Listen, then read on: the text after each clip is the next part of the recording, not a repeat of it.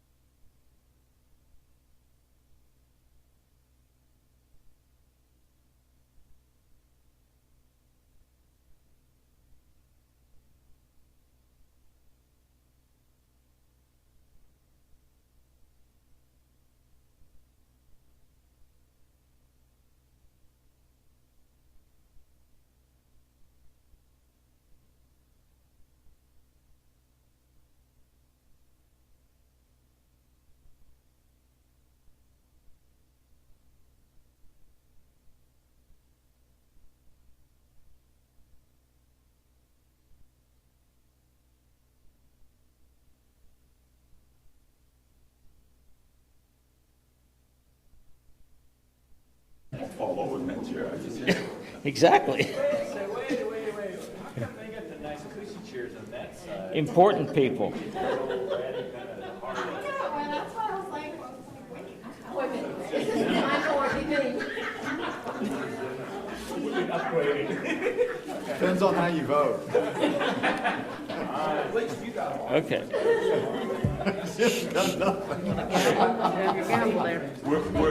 Hey. we're up to next with some flyers. Sharon, are you up to speed that we need chairs for in capital improvement and whatnot? Yes, we've got a report. Okay. I'd like to welcome everybody Friday, July 23rd at 13:09 hours. And I don't see any citizens, and if we may have Leanne come up with the opening prayer.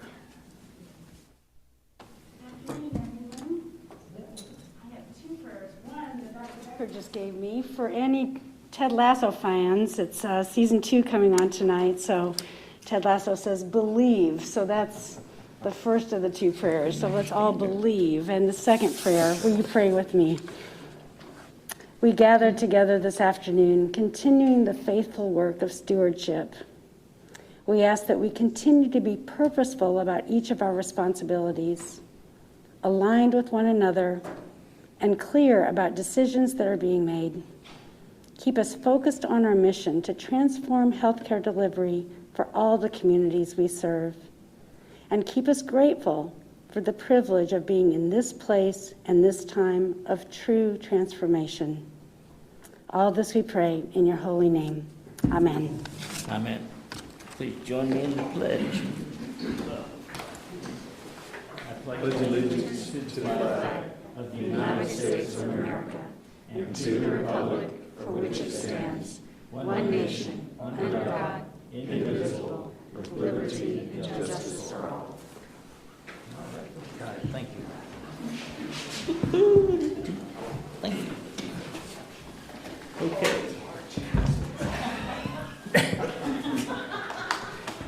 No citizens. Sharon, you've got this muscle memory. Chairs. I do. I will take special care of the Finance Committee chair at the next meeting.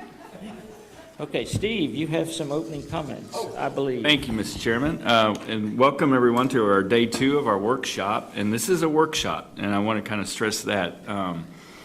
We're not considering the budget today. That's what we'll do in our next meeting later in August. But this is the day 2 of the workshop. The first day was broader in the sense of sort of the programs that the administration visions for us to consider.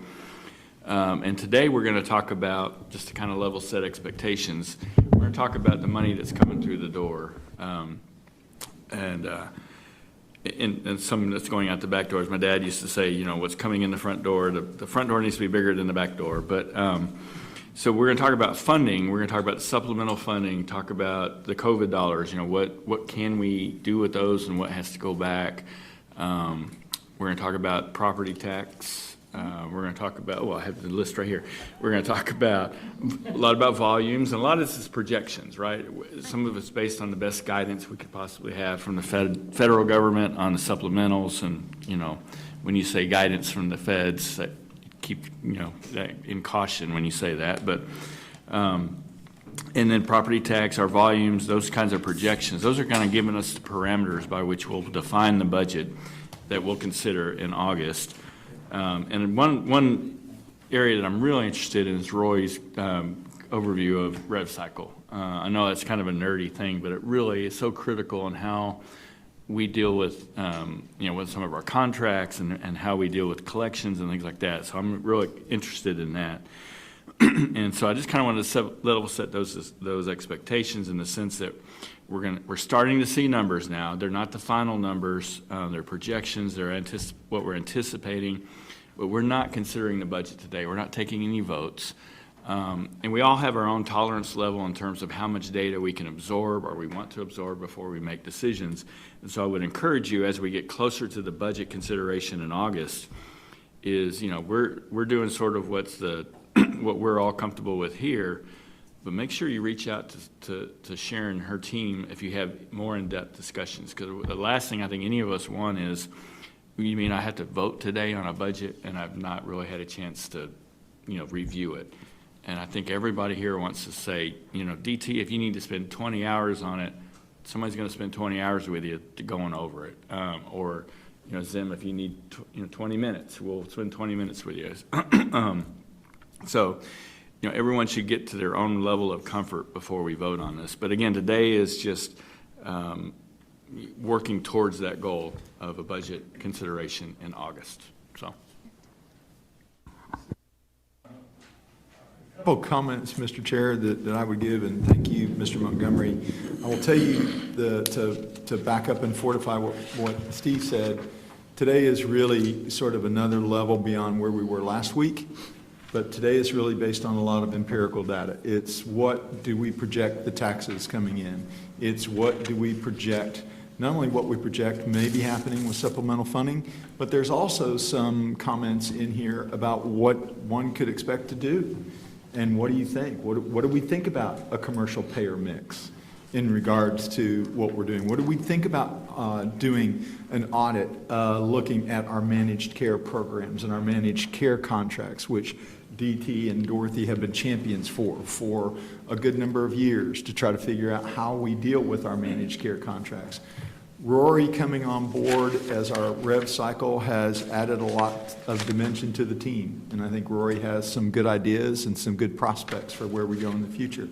You're also going to have today, and we don't have a celebration for him, but Tony Banda is going to be making his first presentation to the board today. And Tony is our VP of Finance, and as you know, Tony came down from Chicago.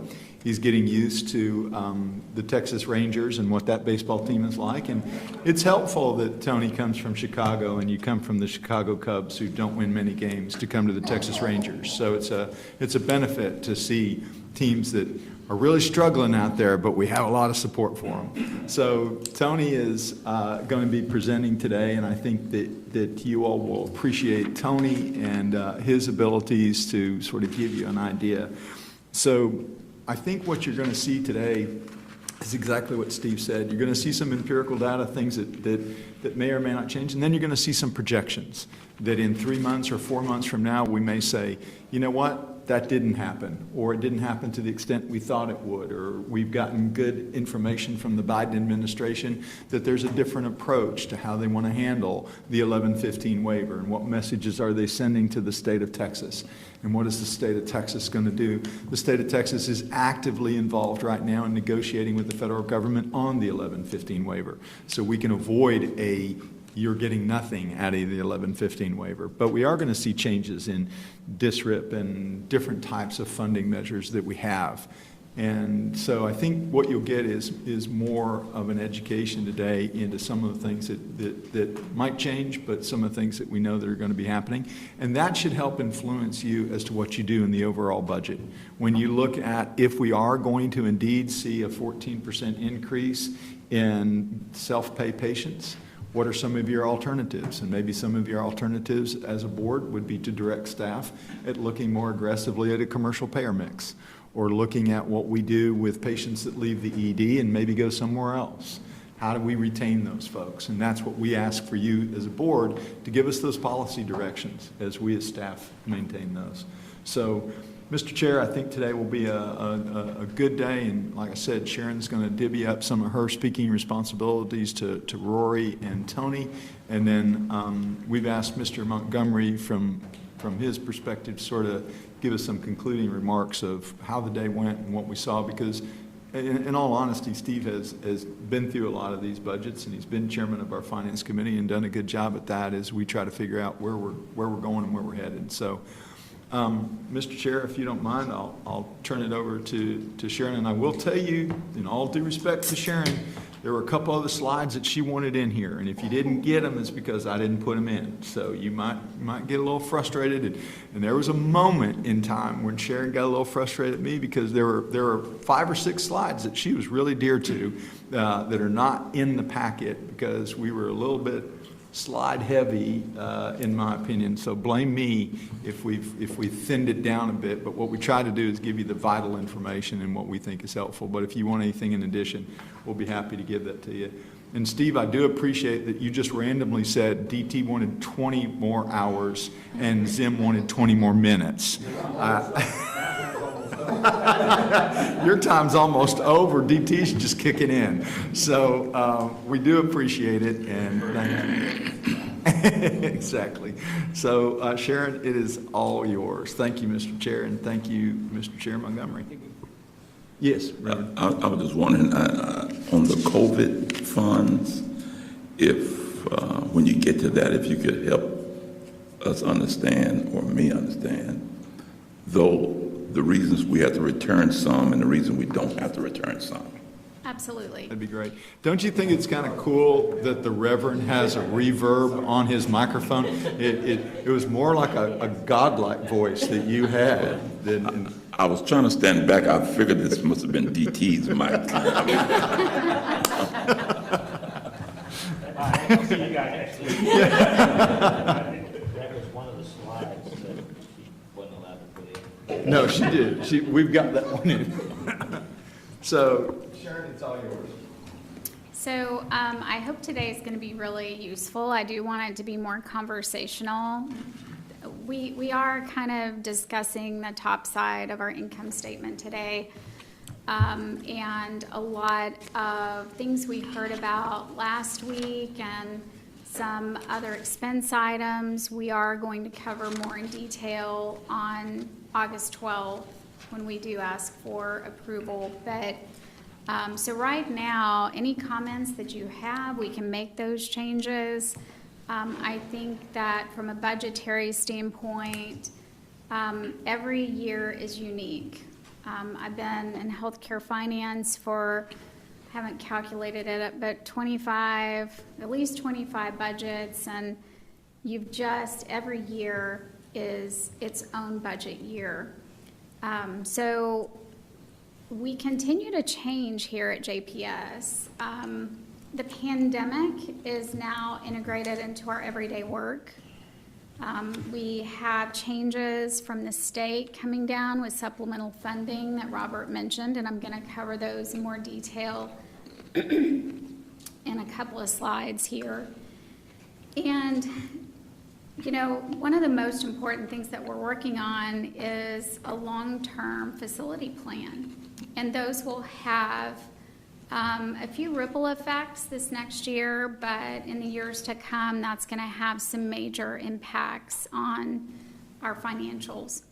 So, the last 2 years, legislation has benefited, those legislative changes have benefited us in some of these supplemental programs. And we're going to talk about how, once again, those supplemental programs are going to be changing. There also is going to be impacts that were concessions during COVID. We got concessions for self-pay patients that were COVID positive, and HRSA was reimbursing us for those under a state of emergency. We're going to talk about exactly just how much that financial impact could be next year as state of emergency could end.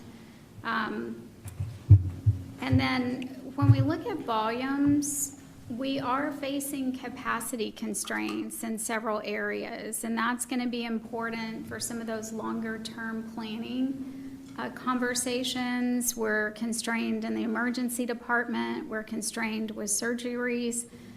Some constraints come from challenges of staffing. So all of those are going to be discussed, and we tried to take all those discussions and create the best volume plan that we could, and you're going to see that when Tony presents.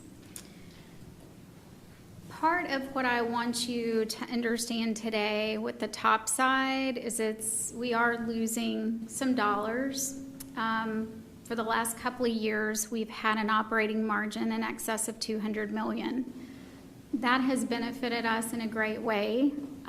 We've been able to save that cash, and we'll be able to potentially avoid extra borrowing in the future, but I would expect that to be about half of that level when you see it on August 12th.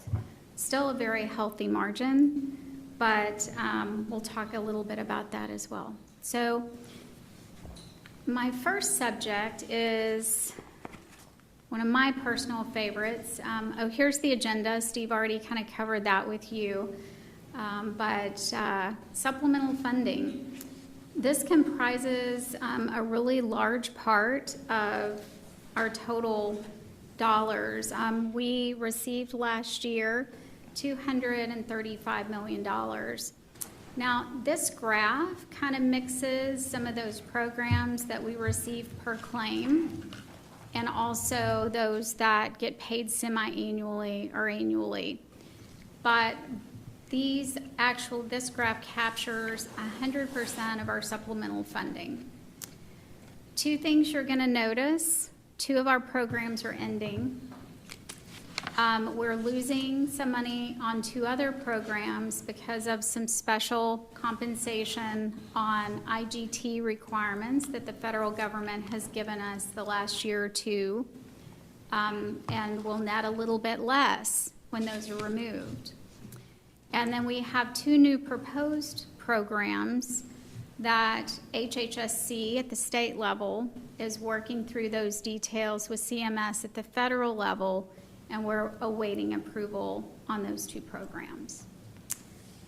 So as you can see, just a reminder, in fiscal year 20 and 21, we had a formula change that really increased the level of uncompensated care that we were receiving. Now it's based totally on our percentage of charity care and those costs for unfunded patients. Prior to that, there was some Medicaid costs that were allowed in, and so we got a bigger piece of the pie, as all large public hospitals did in Texas. And then you'll see as a total for 22, that number is about $173 million. So the 2 programs that are sunsetting is DSRIP. We received about $40 million of net benefit from DSRIP last year. Now there are 2 new programs, and I'm going to talk about those on the next slide. The other program that is sunsetting is our URIP program. Now that's been around for about 3 or 4 years. You guys get to vote on that. If you remember, all of our alphabets, the LPPF was created about 5 years ago, and then the URIP program is a benefit out of those dollars. So that is sunsetting, and again, we'll talk a little bit more about the proposed replacement. It's not 1-for-1, but it is what's on the table with CMS. Both for uncompensated care and our DISH program, we are going to be losing a net benefit. One of the things that happened during some of the COVID relief is that our IGT requirement was lessened. That, we believe, could be going away next year, and these are the latest numbers that we have from the state. Now, a lot of these losses, again, we've got another program, but it does heighten the need for us to go in and find how to manage patients, new commercial contracts, our diversification of income, staff efficiencies. So again, all of this is playing into some of our longer-term planning. But again, this is just a snapshot for fiscal year 22. Absolutely. Ask you a question. You have twice in here that we're going to have a increase in IGT? Is that? Yes. Okay. You're gonna have an increase, but you're gonna get less money back. So the way that's a great question, Dorothy, and let me explain that a little further because I probably didn't do that justice. So we have to push up dollars, intergovernmental transfer dollars, and we get a certain amount back. During this COVID relief, they said you don't have to push up quite as many dollars, but we got the same amount. So what's happening now is we're going to have to go back to the full amount of the IGT. So I'm really talking about our net going down by that amount. All right. Did that make sense? Huh?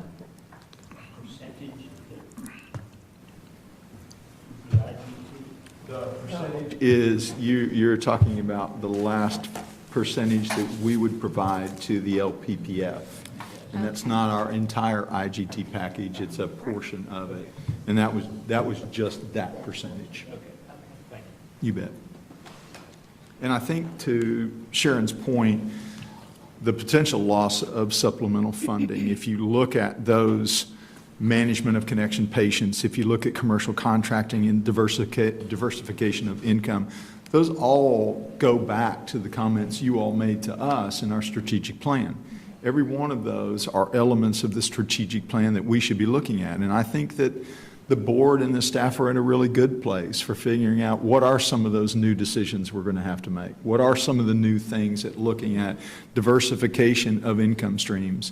You can no longer continue to just look upon a local tax structure. We've got an $800 million bond package that we're going to have to pay interest on, and you have a commissioner's court who has rightfully said in their opinions, we're not going to raise taxes to help you offset this. So you all as a board and we as staff need to consider where is that additional income coming from. So I'm appreciative that Sharon put in the aspects of what we're going to do to deal with it, because those are directly related back to the overall strategic plan of the organization. I'm sorry, Sharon, go ahead. I just have one other question on the uncompensated care. Now, we got an increase because the formula changed, right? Okay. Did the formula change again? Because it appears to me, oh, okay, so you're saying the formula changed again? No. So what happened with specific to UC, our UC dollars are declining about 13 million between 21 and 22. That's really just the increased IGT that we're going to be required to make. Okay. So the IGT is a cost of receiving those funds, and we're going to have to pay a little bit more to get the same amount of funds. Okay, all right, okay. I looked at that differently. Oh, okay, thanks. And the piece that is UC is pretty consistent though, right? I mean, It is. it's slightly down, but pretty consistent. What we're losing is district and Right. Yes. that part. I guess my question, one of the deals is our uncompensated care is anticipated to go up, is it not? So what makes this so complex is that a lot of the payments that we're receiving are based on information from cost reports 2 years ago. Oh, okay. And so formulas change, and it does take a little bit for any kind of payer mix change to go all the way through. It's not necessarily dollar for dollar. Okay. All right. So eventually, as our payer mix, let's say it does go up from the self-pay perspective, eventually we would assume that that would roll through the UC payment. Okay. We would see that for a couple of years out. Yeah.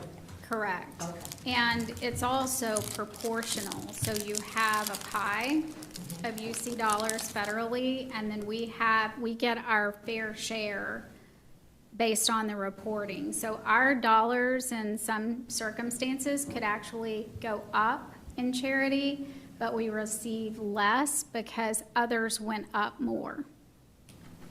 So it is not one for one. And a lot of these federal programs are very complex in that way. It's very difficult. We can prepare ourselves for an increased IGT, but we are not sure until the payment and the final calculation comes out just before it's paid, how we rated amongst all the other institutions in that calculation. Explain to me just a little bit about that uncompensated care change, because I thought that that made us kind of on a better level playing field with the other facilities that was getting more anyway than what we were getting. Am I mistaken on that? So I'm not, let me try to answer what I think you're asking, but I may not be answering the right question, so just bear with me. So it's really more of, yes, the right sizing of the formula changed 2 years ago was to remove any below-cost Medicaid funding to that calculation when we decide what percentage of the pie each institution gets. And it did go back just to pure charity care. So those patients who qualified under some federal poverty guidelines and were truly not able to pay. Okay. All right. I think that's, yeah, that's how I remembered it. Okay. Our 2 new programs are going to be just adding a little bit, a few more acronyms here before we leave this section. It's CHIRP and TIPS. And CHIRP is a comprehensive hospital increased reimbursement program. And TIPS is actually on the physician side, and it is Texas Incentive for Physician and Professional Services. So we're talking about the hospital benefit, and what is fairly new for us is actually a claim is going to qualify for some payments under this new program. Now, this new program relates only to our managed Medicaid population. It's going to get paid per claim, similar to the URIP program, and it will have quality metrics attached to it with reporting. After all is said and done, we think a net benefit of around $18 million will come to the medical center. Similar rules for the program on the TIP side. A claim is going to get about $1.3 million. These are all state programs. Yes, and CMS, as I stated before, CMS, these 2 programs have actually been submitted by the state HHSC to the federal CMS for approval. I am going to tell you there is one more program that has just been released. The comment period opened last week, and it is the Hospital Augmented Reimbursement Program, or HARP. Are you getting all this, Dr. Weber? I know you love acronyms. So HARP, it's not. It's not going to be included in the budget because it has not even been submitted to CMS for approval. Yes. It could be, yes. So this is similar, again, on Medicaid managed care claims, but it is a biannual payment. So it's more along the lines of the traditional supplemental funding. It is called HARP. It's the Hospital Augmented Reimbursement Program. Now, again, this is under a comment period. It would be additional to what was on the first slide. So that would be a pickup for the medical center, and it could be worth another $20 million to JPS. So this is just my efforts to tell you there is a lot going on in the supplemental arena.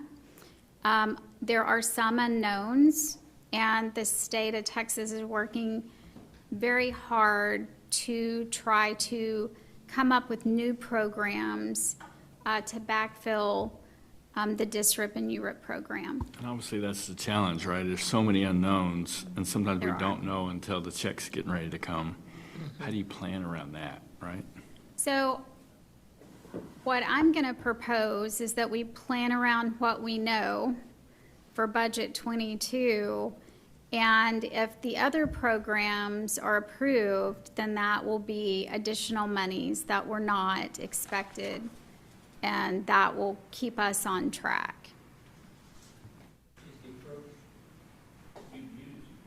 I have, yes. And, you know, as we go through some of these conversations, more to the point at hand is, you know, the state of emergency with the HRSA payments for COVID positive. We have Medicaid, Medicare payments that were granted for COVID positive patients per discharge. Those are all set to end mid-October because the state of emergency is only approved for 90 days at a time. So I have removed those. When Tony's going over net revenue, you'll see the loss of the HRSA payments that we've projected to receive this year. If we get those, it's great. But what I don't want to do is build a revenue budget and then turn around and build an expense budget and then have to pull those expenses back when the revenues do not come in. When those revenues come in, do we sock it away in the bank? I mean, or do we have programs that are ready to take it when it comes? Currently, like the last 2 years, we've spent some of the dollars on programs, but we have held on to that cash. We've let it fall to the bottom line so we can help pay down some of the facility expenditures that we know are coming over the next 2 to 10 years. So it could be a mixture of either one of those. And I'm not opposed to, putting it for facilities because we know that's a challenge. Mm-hmm. But I'll maybe think about, and maybe it's not the right time to think about it, but, kind of our wish list of things is like, man, if we had the money, we could do this. And maybe, boom, the money comes, let's do this. You know what I mean? Instead of just saying we're going to sock it away or, And part of that is what we're trying to do with some of these strategic discussions, right? What's going to be the next 4 projects that we're going to move forward with? So we have begun that process this year. We're a little bit kind of at the same point, but the strategy should be out ahead of the budget. Right. And strategy is not just one time a year around the budget. It's a discussion we have every month. So I think we're getting the playboard in the right order as we go forward. It's sort of like Article 11 in the state budget, They just kind of catch all for all the great. We're going to fund, and we have an Article 11, which is our wish list. Right. Okay. If money comes available kind of thing. Okay. We'll work on a different name. Yeah, but we are trying to do that with the strategy office. So we do have those that are funded, those that will be next on the docket, given their ability to help us reach those defined goals that we have.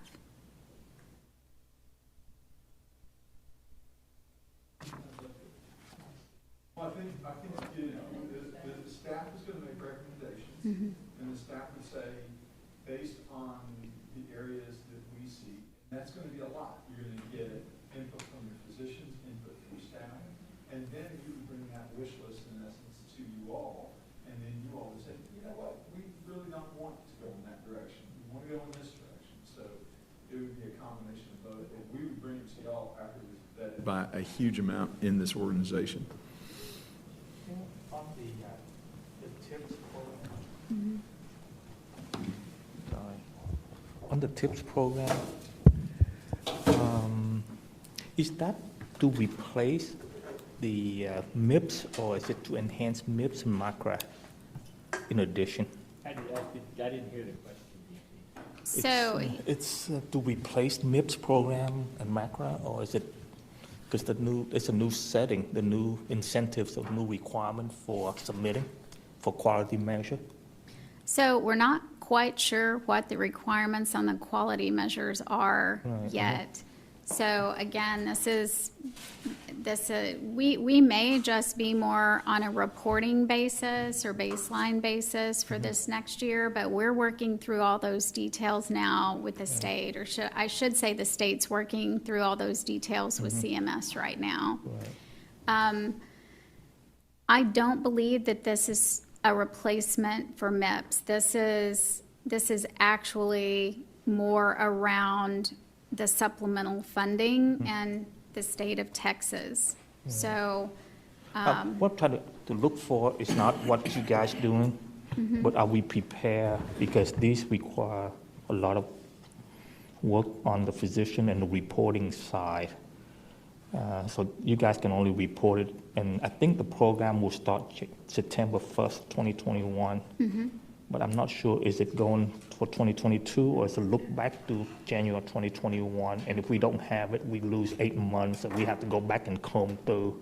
And then start I looking was at- asking the same question yesterday about if it's quality reporting, but they're paying it on every claim. How do they know what we've reached? We don't have those details right now. It has not been communicated with us how the quality metrics will be reporting. We do have a list of preliminary metrics, but we don't have the actual definition of how that metric needs to be defined. So we don't have the detail. I will say that for CHIRP and TIPS, those are on our list of strategic metrics that we need to track. But the devil's in the detail, because we don't have the detail right now. Is the responsibility or the process is going through the physician group to enforce that, or you guys gonna have to build out new reporting capability coming out for finance? I'm trying to find out where's the handoff to see how mature we are in terms of moving that route, and the reporting, because it's different measures here, and then do we go through the submission through APP, which is the whole new interface coming up soon, or do we have to have another group? Because by the time we add all that stuff, we probably chewing up more than $1.3 million that's available for us. So And, all so of what these is it? metrics, in my mind, they're not, at least at first glance, they're not unreasonable metrics. And some of these metrics we have been tracking already. Again, we may have to change some of the reporting to make sure, once the definitions come out, that we've got the details correct.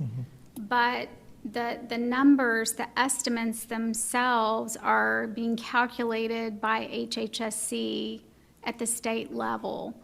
So as we get more of those answers, I'll make sure to bring that back to you and here. But these are metrics that I think we've had a lot of discussion internally. These are metrics that we would want to track. And I believe that they're going to be important outside of the CHIRP and TIPS programs going forward. I'm just trying to gauge where the maturity of our organization, because each one of those contracts, we're going to have different group calculating and, trying to make it into somewhat of a standard of care, like a better word for the doctors that say, you need to do this, because these are quality measures. Are they using HIDIS or are they using their own? And at what point do we consolidate and say, you know what, why are we doing some customization for you guys, Mr. Payer, when we all should go to this measure, because 90% of our stuff is with NCQA, HIDIS measure or something like that. Can we enforce this? And then we have to verify to see, are they current with their rules also as well? Because they may say, we can use the current rules, we implement current rules for 2020 or 2021, and then their IT department's still on 2017 or 18, and they're penalizing us unless we know we can't ask them for a new measure that they just signed with us. It's more contract enforcement type thing. Right, and that was, again, a big discussion that we had internally. Are we going to be able to track these measures?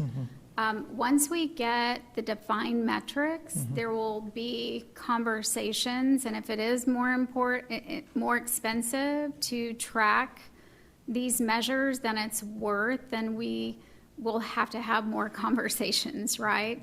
But, you know, when you look at HEDIS, when you look at these, when you look at other quality metrics that we're tracking for outside organizations, we've got all those on a page of metrics that we are going to be looking at reporting. So DT, I'll go out on a limb and I'll tell you that we are getting ready to report on these metrics, but before we pull the trigger on the cost of reporting, if it's significant, we will be doing a cost-benefit analysis.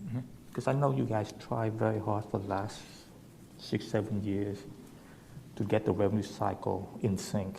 So I'm very confident there. But as we wander out, it's almost like the whole health system may not be prepared for the new revenue, RCM 2.0, lack of a better word, right? And it's disjointed. So at the end of the day, you guys are going to have to work so hard for something that somebody moved the process that we just need to align. I'm trying to find that alignment rather than, because it's not your area, right? But then you guys are responsible for it. And I just want to know, is the whole culture embraced to move there? Because once you go down that path, pay for reporting, then they're going to flip very quickly to more full risk. And that's where, you know, we have skin in the game. And if they don't hit the metric measures, we're going to get in a war of hurt. I agree. That's top of mind. One of the things, DT, that we have done through a claim, and Dr. Becker will be able to help us with this, but we've already built in a lot of the real-time data thus far. So if we get to that point where we think we've got answers for the feds on this program, we've already done a lot of preliminary work, at least in getting some of that data already put in. Be careful, because a lot of time, you know, they can only report on what's having done. Right. But then the whole section of redocumentation and all that stuff to make sure that the risk profile are there, that's not the area they can look at or have any impact. It has to do with the physician and the medical record. And that's policy change that you can't involve your finance people, because they don't look good in stripes either. Right. Right. So exactly. That's where I'm trying to look at, you know, so that we can look at what's going on this year, what's going on next year, to prepare for that foundation. Here's the funny thing is all y'all are trying to calculate what DT said. And you're all listening to what DT said, and then when DT said nobody looks good in stripes, all y'all went, yeah, all right. So everybody got that point. So we are definitely sensitive to that, obviously, but I do think that your point is right as to the role that finance is going to be able to play, reduplication of work, and then the work that Dr. Becker has is to what we've already put in to build this into the EMR. And the advantages we may already have in the build out currently done. So yeah, because where my history and my background is coming from that side. So I always know that side is always the dumping ground for mistakes that happen anywhere else. And they stay up days and nights to do that, but at the end of the day, they got to blame for something they don't do. So I want to make sure that as we move toward the new paradigm shift, we focus on other areas so that they can do the proper job, so that this area can do the reporting that they need. But if we don't get to the financial number that we wanted, then they're going to have to go and dig in, and then they're going to have to take the initiative to fix things, and that's where the sticky part comes in. And I want to avoid that as much as possible. Yeah, we have a good relationship with operations now. There's a lot of reporting that happens with huge financial impacts that's really driven by outcomes and operations. So we'll continue. I will tell you to Sharon's point, DT, is the best learning examples of that we had were the district projects. I wish the state would have more of an aggressive nature to expand district projects, because quite frankly, those are some of the best. You provided what you thought you could do. you proved with your performance outcomes, this is what you did, and you got funded based on success. You didn't get funded based on dreams. You didn't get funded on a block grant. You got funded on whether you moved patients into better health, and you had outcomes. So at least in that regard, to some of the things that you're talking about, we do have good experience in our DSRIP projects, and we did well with DSRIP.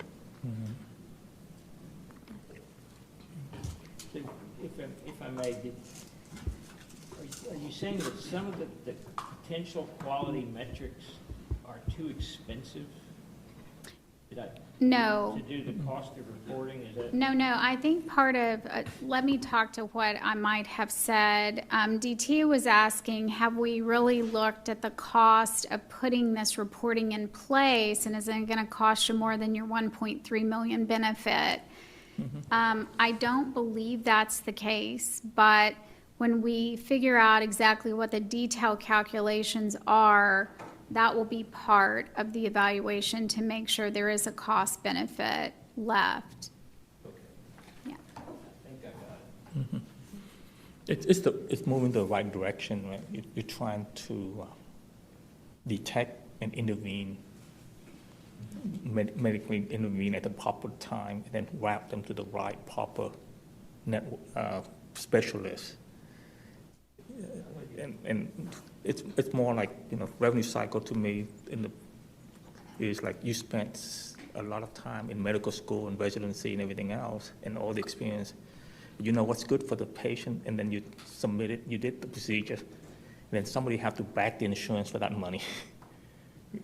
Or you're understanding all the risks of that patient, the rising risk and everything else, and say, share with us the premium dollar that you collect on a monthly basis, so that I can take care of your population. If they are sicker, then you pay me more.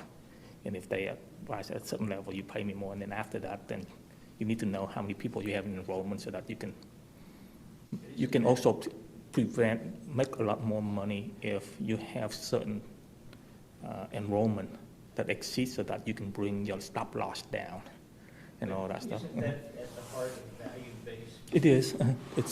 It's nothing different than we all used to back in the old day with HMO and PPO. HMO is value-based care, but you have more data now. And then PPO is defined neural network. It's a network optimization today. We can thank McKinsey and those guys for inventing those words, but it's still the same thing that we've seen for the last 30-something years. It's nothing different.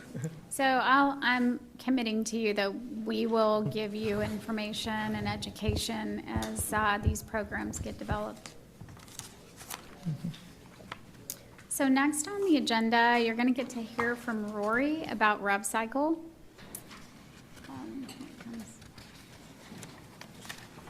Do you want to do this? Yeah, just right there. So I'm gonna do my best to jazz things up a bit. Never hear those words again from a finance person. That is so exciting. As I look around the room, I saw a lot of long faces and a lot of concern. And so let's talk about some good wins, and let's talk about some things that maybe we've been able to do in the revenue cycle. And so try to up it a little here. I want to thank the board. You guys, you were here last Friday. You're here yesterday, most of you, and you're here today. So we appreciate you being here and supporting us. We really we need that. What I plan to do is talk to you today about some key wins that we've had, a couple of initiatives that we're looking forward to next year, and then just kind of some of the planning that we are doing for bringing some things to the revenue cycle next year. We will definitely be looking at some budget dollars for the coming year. When I came to JPS 2.5 years ago, there was a good nucleus of team members. What we needed, as you can see from the slide, focus. if you look at the circle, the orange circle, that's the revenue cycle, and there are a number of different diagrams that you can look at, but those cover a great number of the processes. So it's a complex process. Unfortunately, it's too complex, and it involves a lot of teams. But I believe you can kind of boil that down into a handful of priorities. One is measurement. When I started my journey here at JPS, we looked at just a small subset of metrics.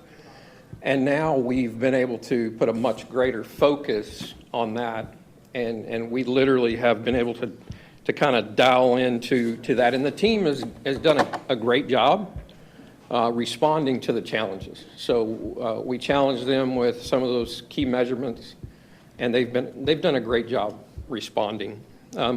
Although it's complex, I like to boil it down into just a handful of key things.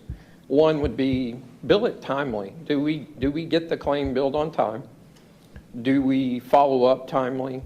And more importantly, going forward, we really need to kind of focus on our cost to collect. So we've done a good job stabilizing the revenue cycle, and we've really done some great things, but we've also got to not ignore the cost side of what it's costing us to collect a dollar.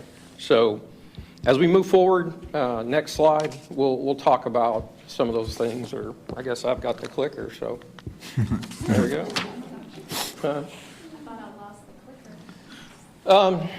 The first win I want to talk about is net AR days.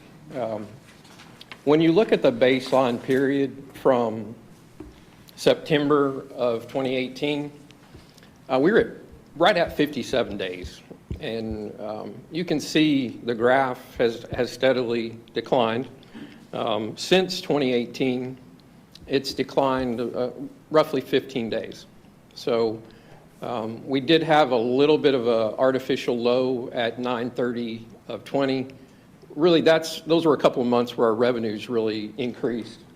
And so when your denominator in the formula, which is your revenue, increases, it tends to lower your days kind of artificially. So that's really what that is. But we've been able to stabilize and kind of normalize around 42 days. So that's really how long it takes to collect a dollar. That decrease in days, as I said, was about 14.6 days. Our average daily collections right now are 1.3 million per day. So when you equate that 1.3 million into days, it's about $18 to $19 million that is no longer in our accounts receivable that we are trying to collect. So it's an acceleration of that cash that we are receiving. So that's kind of the numbers on how much do we collect per day, and then what does that mean to us? It means we're collecting $18 to $19 million on that 15 days. When you calculate all those Medicaid eligibility pending, does that count in also as well? So right now, the pending calculation in the model is accounted for. It is counted. It is accounted for, and it's based on a percentage of that is going to convert, and then it's valued at Medicaid rates. So is that one of the reasons why your AR days go up? Because it's a bigger percentage jump on the AR Medicaid pending? It's a great question. We definitely track that, and what we see with pending is it contributes to our net revenue and net AR, but it does take longer to collect. Sometimes a disability case could take 2 years, Right. whereas a mom and baby case might take 90 days or less.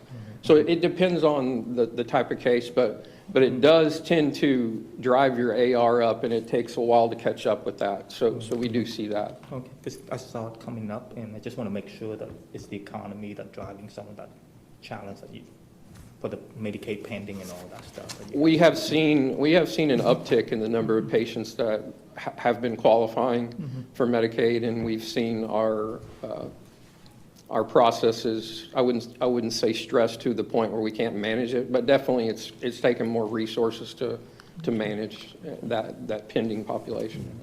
Thank you. Yeah, good questions. Just to kind of wrap up that slide, we are operating very close to the top quartile. I use Healthcare Business Insights as my source on that. It's a pretty widely accepted revenue cycle company that gathers those metrics. And so national average, as you can see, is 53, a little over 53 days. So feel like we've got a good handle on the days and have made great progress over the last couple years. So any other questions? Question for you. Just from a philosophy standpoint, Sure. when you guys go after appeal, after the payment is made, does that pull it, recalculate the AR back up to the original date? So we age based on discharge. So if there's an appeal, then we would not reset the clock. So we would be aging that account on the original discharge date and not the first payment date or bill date. So would it be fair as you become more and more sophisticated to demand more payment from appeal process, you get penalized on the AR days also as well? I think that's probably fair. If we're basing it, if we're not resetting the clock to an appeal date, that's you could say that's somewhat of a penalty, but we try to keep it as consistent with the way many facilities report days, which would be based on discharge, just so that we have a comparison. Okay. Just want to make sure that you guys are getting deeper and deeper into appeal and all that stuff. So I don't want to Sure, make sure it's a great question. We don't set the alarm for the AR days going up, but actually doing the good things. If you're advocating that I can lower my days by recalculating on appeal date, we can move to vote on that right now. So I'm all for that. I have no part of AR days. Cash is king. I'm starting to like you more and more, DT. All right. Was that the entertainment you were I'm trying, Dr. Weber. I'm trying. So it's a long afternoon, right? There is no problem with bromance here. Just kidding. You know, the next win I'd really like to highlight is our write-off percentage as a percent of net patient revenue. And I want to clarify that, you know, this is a write-off or lost dollar back in 2019 of 8.8%. And that's of commercial, managed care, Medicare, Medicaid. It's truly an insurance collection, not a patient or a bad debt due to a patient not paying a bill. That's truly process changes and process errors that were being made. So we've really lowered that to a current percentage of 3.8%. So we've done some things with establishing denial management action committees. So we meet twice monthly to look at trends in payers and what they're doing. We also look at the top 75 balances within JPS. And sometimes we see account balances of $1 million or $2 million down to $300,000. So we look at those really high dollar accounts and truly try to look for those trends. And then we also have a separate group that looks at just what we call denial trends. So at least 3 times a month, we're meeting on what those current denials look like and trying to get ahead of it. As an insurance company operates, they can replace a denial tactic of theirs as quickly as we can fix one. It's kind of the cycle. So we can fix a problem and they can replace it with another one just as quickly as we fix the other one. So it's a challenge, and you have to stay really on top of it to succeed. So just real quickly, and I'll give you an opportunity to ask questions, but when we look at what that means to JPS in 2020, that was $9 million of additional benefit to the system. An additional $8 million in 2021 is projected. So $17 million a year in improvement from where we were. And that will continue year after year perpetually, unless, of course, we don't stay on top of things. So that's really a perpetual improvement and something that's adding dollars back into the system. Lastly, I like to say it's not a speedboat. This is a Titanic. It really is. It's Some of these processes take many months to really change and turn that ship, if you will. A lot of times we can put quick wins in, but Let's describe it as a large ship, not the Titanic. Okay. Just a large ship. Large ship. A freighter. there you go. That was the entertainment from Robert, so we're headed in the right direction. Not unlike the Titanic, is that what we're saying here? Huh? Yeah, okay. You know, what we've done is really been able to focus on some things internally within the revenue cycle that's really been of benefit. But now we've got to be able to reach across to other areas within the hospital, nursing, physicians. So some of those more difficult processes to tackle, I'll speak about one of those. We really have to begin to look at those. So I'll take questions if you have any on that slide. I have a question. Oh, go ahead. His is gonna, that means his like a 5-part. Get ready for your 5-part question. No, I just had one question. If this is in correlation to the company that we hired on to help with our claims. I know that we hired that on, I think that was from last year, to bring the claimants down from, to tackle down our AR. Yeah, so that question, we haven't hired a company to help us. This has all been internal JPS staff. There may be some pockets where there's a company assisting with a certain collection effort, but we haven't done a consulting engagement on the hospital or hired a company to, this is all JPS people that are doing that work. Then is this also correlated to the policy that we spoke about for our patients when they had too high of a debt? I remember we talked about that last year. Could you repeat sort of what she's asking? Yeah, sure. So the first question was, did we hire an outside company to help drive this write-off percentage down? No, we did not. And then the second question was, we may have prior to my coming on board. No, we've not hired a company to look at that. Oh. Is that like triage or something? Is that the name? Okay, so my interpreter, thank you. We do utilize companies to assist with patient collections on a fee-based arrangement. So that's primarily because we just can't employ the team with the technology, automated dialers and things like that. So we're not very successful at that. Yeah, that's a good question. Yeah, because I just wanted to make sure, because one of the contingency of that was that it wasn't actually going to the patient, it was the insurance that we were really focusing on to make sure that. Yeah, the way I would answer that is our patients don't get bills for anything that they're not responsible for. We do a really good job of really determining what the insurance company says that they're going to pay, and we ask the patient to pay for their co-insurance deductible, but these type of things don't get billed to the patient. There's been a lot of legislation in Texas recently about surprise billing. We're even starting to hear it at the federal level with bills being, written. So I think that's going to increase. So we can't really go there with patients and try to bill them incorrectly or for something they don't know. Mm-hmm. Sure. On the denial management, are you looking at third party, or you're not looking at Medicare, Medicaid, right? Just the third party one, right? No, so much of what we do now in the Medicare world is managed Medicare. Mm-hmm. They are just essentially a carbon copy of a commercial Blue Cross. In fact, sometimes they're even worse from their policies and their denial tactics. Mm-hmm. Traditional Medicare, not so much. Recently, I think it was last summer, traditional Medicare does now have some authorization requirements for certain procedures. But by and large, Medicare is going to, for example, we're going to put a patient on the schedule, and we're going to do the case, and we're going to get paid. But managed Medicare, Medicaid, totally different. It's all bets are off. We've got to treat them just like a commercial insurance company.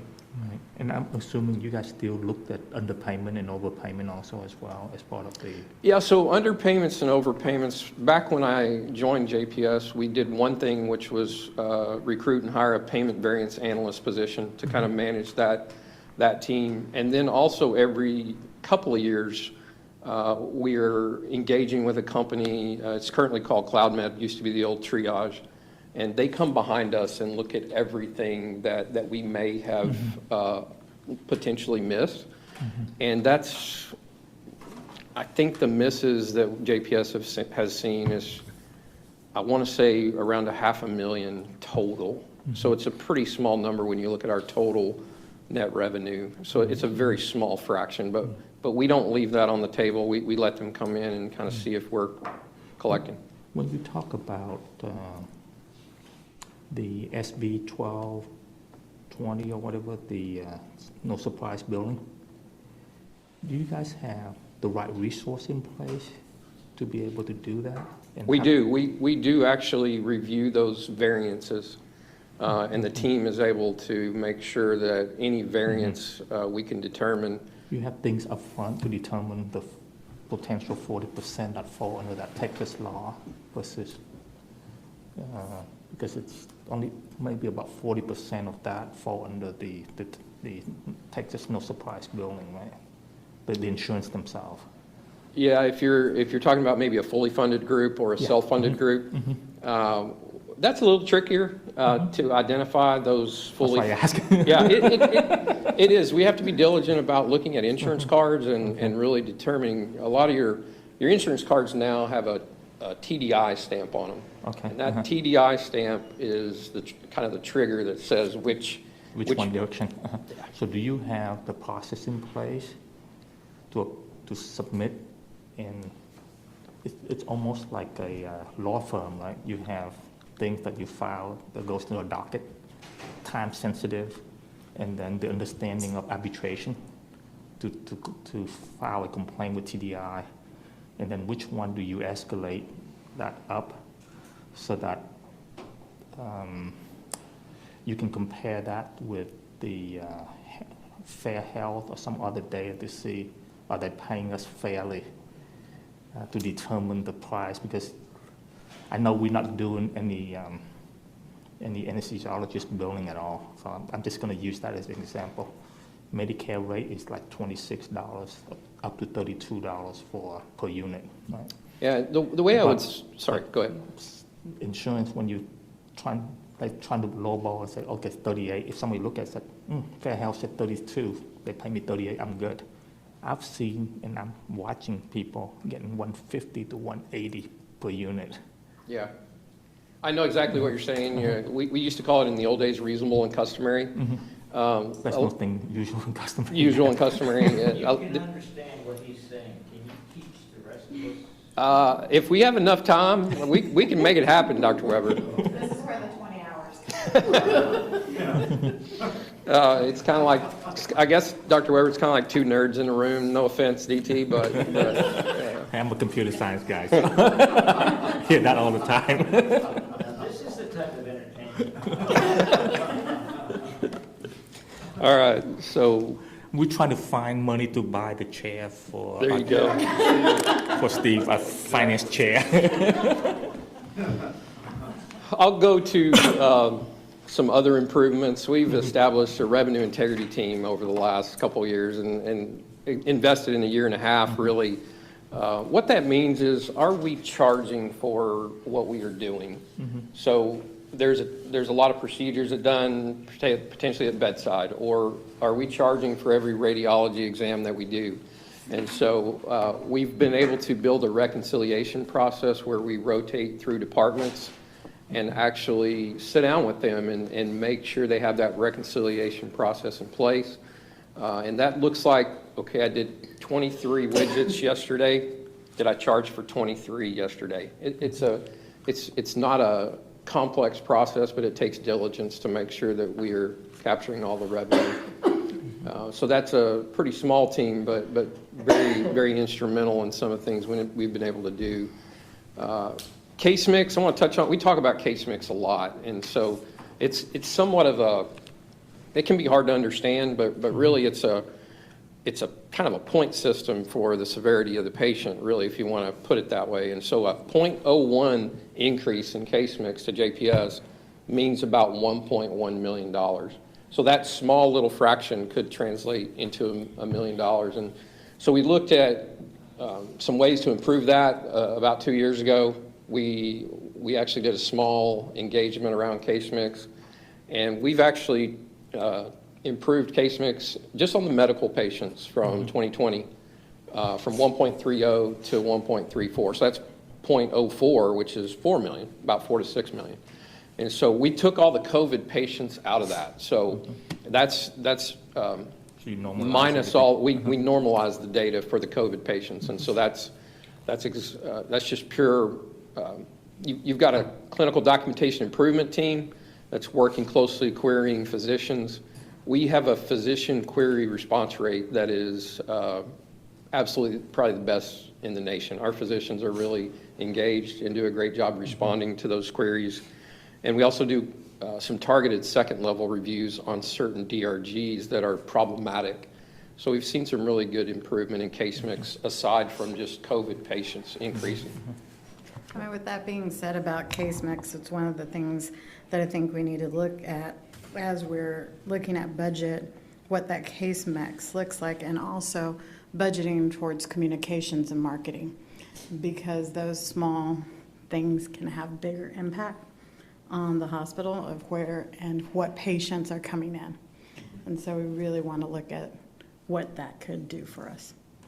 This is where, from a philosophy standpoint, and I don't see it in this one, and you may want to start looking at putting an administrator to run JPS connection, and then they will be the one that will start helping you guys with forming an ACO or something like that down the road, because you've got to be able to understand the risk of that patient, the redocumentation and all that stuff, because you no longer have a CMI. You're going to have to play ahead. And Sure. That I think it's time for us to start looking at investing that area to run it like an insurance company type thing. And I don't know where it's going to park, or with finance or operation or wherever that is, but I think it's about time to start looking and investing if we truly want to go down that path. Because just give you an example, I don't know how many docs we have from their claim side on the primary care, the PCP, but I know like IPA in Houston, when they did it right, they have a lift of another $4 million from the Medicare Advantage because of documentation on just 16 docs, because the patient, and the rate up here is a lot higher than Houston. Houston is about $650, up here is about $800 per member per month for the Medicare population we serve, so it's huge. Yeah, point well taken, DT. I think maybe we'll talk a little bit more on maybe one of my last slides about that. So great points. Presumptive charity, real quickly. I want to thank the board for their support when we implemented that policy. About 95% of our patients benefit. The ones that were going to a bad debt collection agency previously, 95% of them meet our current charity requirements. So they're getting a great benefit from that they never did receive before. So we're thankful that we were able to make those changes in capturing charity as we should appropriately.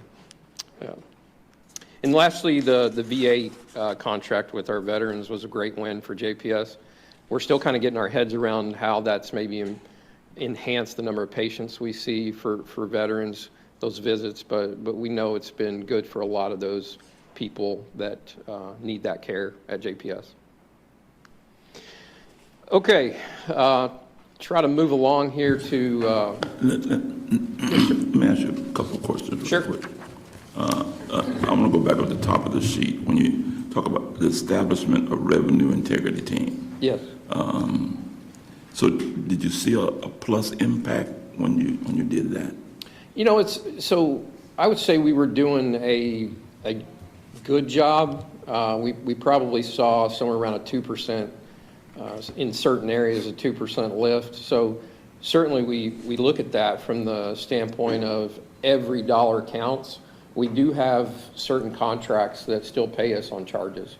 So we have to look at that just as we would any other piece of revenue. We have to make sure we're capturing it. So certainly an improvement. On the presumptive charity, Yes. can that equate out at some point to what that is, dollars and cents? Certainly, as far as how much charity it has brought to the system, we could certainly provide easy, we track that with a separate code. I don't have that number in front of me, but we do. No, I'm not asking for now. I just wanted. Oh, absolutely. That we're able to capture that. Yes. Yes, we have a category for JPS connections that we capture $1 for that's actually connections charity. And then we have this other category for presumptive that we track those separately. Anything else? As you move into chips and all that stuff, more value-based, I think, where we take more, I guess, risk. Have we looked at the policy or the contract with our own physician or the network physician to make sure that there's timely billing built into it? Let me just give you an example. They may withhold their claims submission so that you close the period where the bonus kicks in because they use less, and then after that they submit it in, so they're double dipping. Yeah, there's definitely, when you talk about contracting with physicians, there's a timely filing window. And if they don't file within that window, they should not be paid for that claim. And that goes for claim contracts as well, not just outside physician group. How long is that window? I want to say the current one is around 60 to 90. I'd have to double check. So 60 to 90 will take you to a different reporting years already. Possibly. And once you issue that, you can't take it back. But 30 days is What is current at 60 to 90 days? how long we allow a provider to have to, on the clock, to submit us a claim. But 30 days is pretty restrictive, so we would have some pretty good blowback or pushback from any provider if we ask them to submit a claim within 30 days. That's tough. That's even, there's circumstances that they can't avoid for submitting timely. Brian, is that anything you want to comment? I would just, first of all, appreciate the question. I have not fully reviewed all the contracts from the physician side. It's a point noted. I am aware it's in there for some of them, in a few that I've reviewed. I also think the point being raised actually is really significant because it is asking us to think about living with a foot in two different camps. You are going to have a foot that is fee-for-service, and for a subset of patients, you are going to have a foot that's truly in a value-based care camp. And we're going to need to think about how we address the capabilities and support to be most effective as we're living with feet in two worlds. So I appreciate it. I can't answer specifically that I know it's there every contract right now. It is there at least in a couple. It probably is going to be something we're going to have to come back and discuss for two reasons. Those who we contract with, let alone our claim physicians, need to meet a certain standard, always. And second, as we broaden a contract portfolio with more value-based care, we do not need to be put in a position of liability on the basis of the behavior and conduct of another physician who might be outside of a plan. Because someday, in the near future, we're going to have to go to that DC, the global medical, something that I just rename it to, from the DCE, right? So you're going to have to worry about your reserve, your stop loss, and all sort of things that will impact how you pay the physician and all that stuff also as well. It's nothing to worry about, but we're in a planning strategy that will take for another next few years. That's why I want to raise that so that we can start planning it ahead of time. But Yeah, it's quite interesting because because every year we're struggling with the IBNR for our own JPS connections. And I'm trying to see how do we play in that world right now before we jump into the real world that we have to take risks and learn all that stuff and calculate the IBNR and all that stuff so that we can predict what they look like, so we can reconcile them a lot easier also as well. So DT, what you are suggesting is that we use JPS Connection as that learning group? It should be, Okay. because we are taking full risk on Full that risk one. on them, yeah, Right. okay. All right. And that would be a good playground for us, because it's self-contained and, Mhm. any matrix or any quality measure we want to put on there, we can throw on there. Okay, all right. Is that something that's on your calendar? Is on your to-do list? I mean, we talk about it all the time, so I kind of want to know, is that on somebody's radar, or when will it start? Because this is a conversation we've had for a couple of years, and we are still not started. Yeah, and I would answer that, Dorothy, as it's not just a revenue cycle thing. When we look at it, it's in our strategy, obviously. I agree, it's not in your Well, revenue cycle. I play a role. You play a role. Definitely. But I kind of want to know where it do lie and who is responsible for it, because it is not moving forward. That's what I'm coming from. That's where I am. Sharon, is that in your area? Because somebody has got to own it so we can move it forward. I'll give it to the new person. Give it to the new I'm just kidding. What exactly is not moving forward?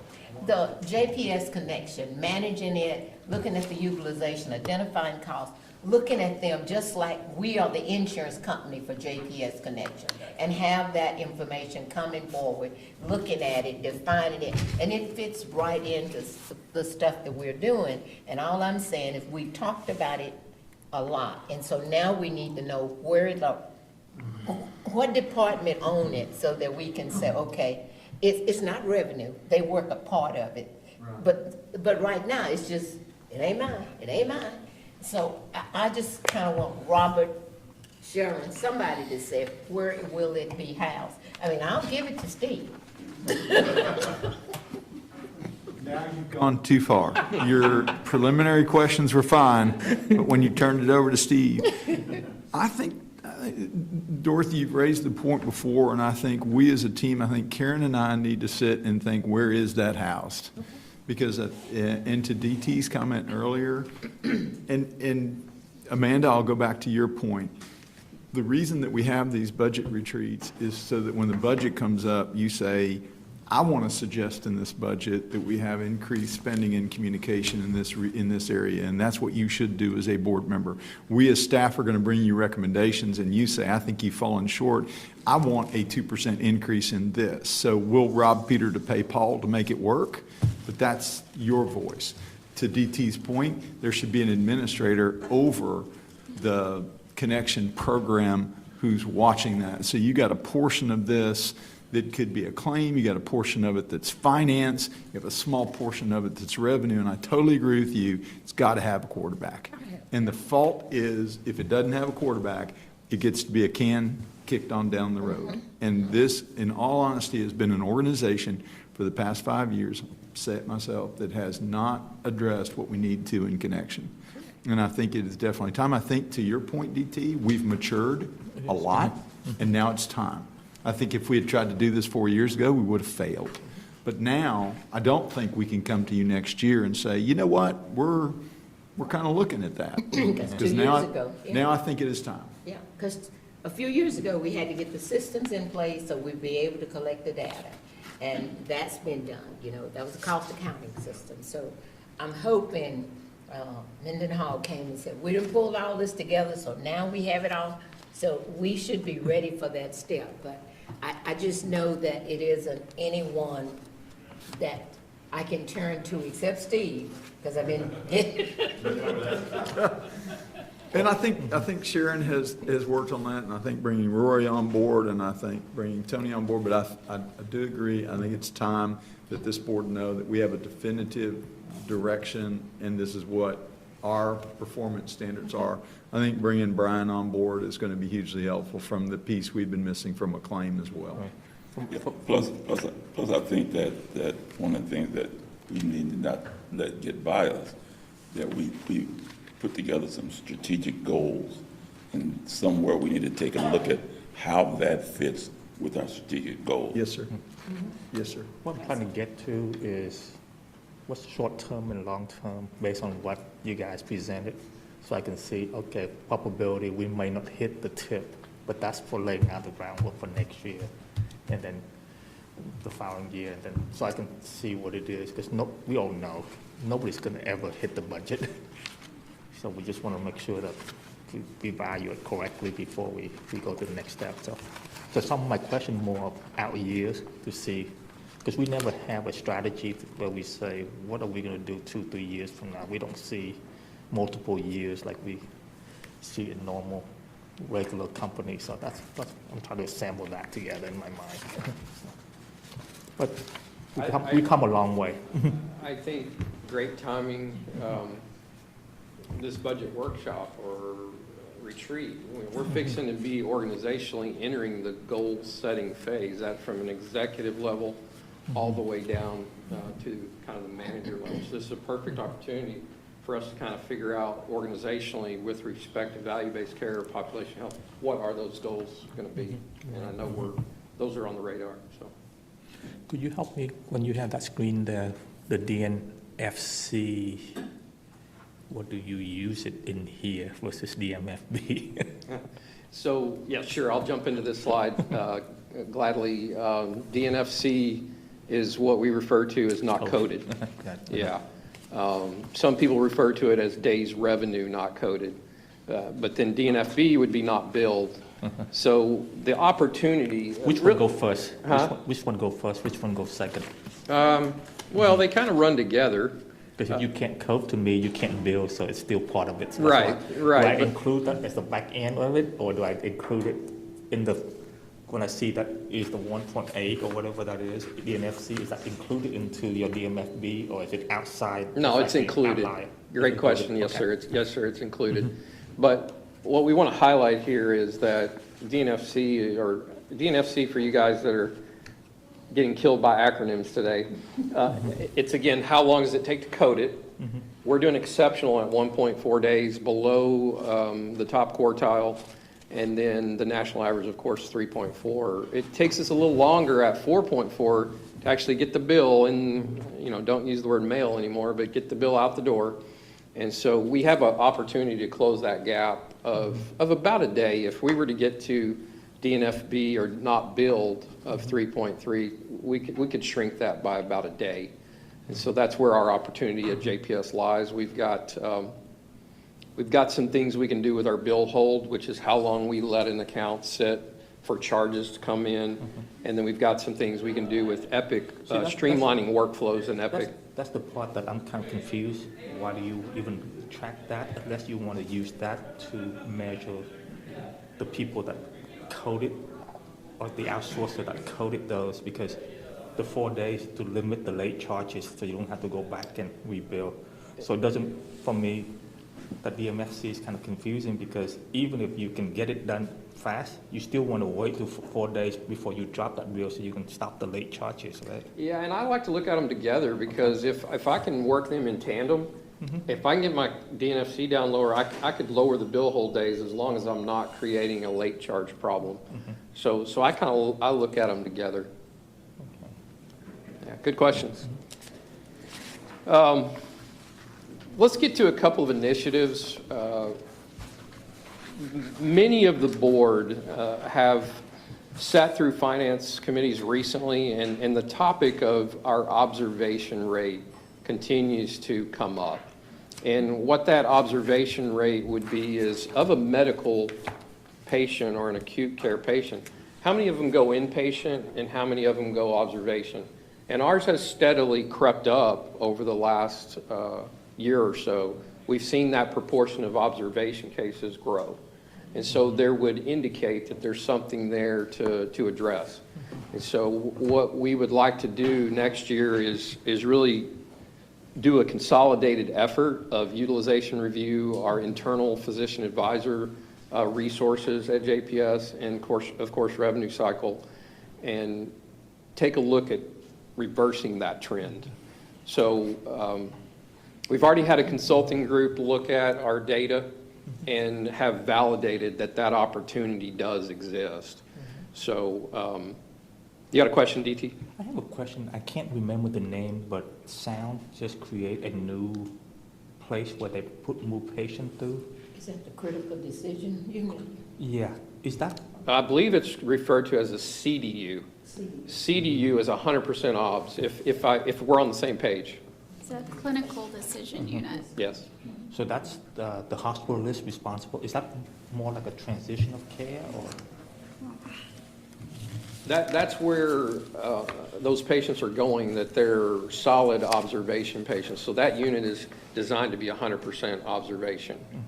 It doesn't mean they couldn't move to another floor. But is that still subject to the 72-hour rules? Sure. I mean, 72-hour rule means if they come in through the ED and all that stuff, that they move there instead of observation. Have we looked at that from a compliance standpoint? And all that stuff? When I talk 72-hour rule, any charges within 72 hours of an inpatient admission would then migrate or move to the inpatient. So are we talking about the same thing, or are you talking? Right. Yeah. I just want to make sure that we look at that too. We, sometimes you put them in a different department, and then the Epic system doesn't, they don't add that in and do a rule checking and all that stuff. No, there's numerous rules built into Epic, claim edits that catch those accounts that are within that 3-day window, and we combine those services into the inpatient. So they're subject to the outpatient observation rules and everything else? Sure, yeah, all of them are subject to the same charge criteria. So I want to stress that this is a supplement to what we're doing. So we have internal physician advisors, we have case management that's really working on this process, but we intend to try to help that process move along quicker. When you look at the financial impact of $2,500 for an OBS case, round numbers, could be less, probably wouldn't be more than that. But you look at a medical rate of $9,300, that's based on our case mix of around 1.3. If we convert only 6% of our insured patients, we'll generate somewhere around $4 to $5 million. So when we talk about ways to replace supplemental funding losses, this is an opportunity where the medical staff is on board.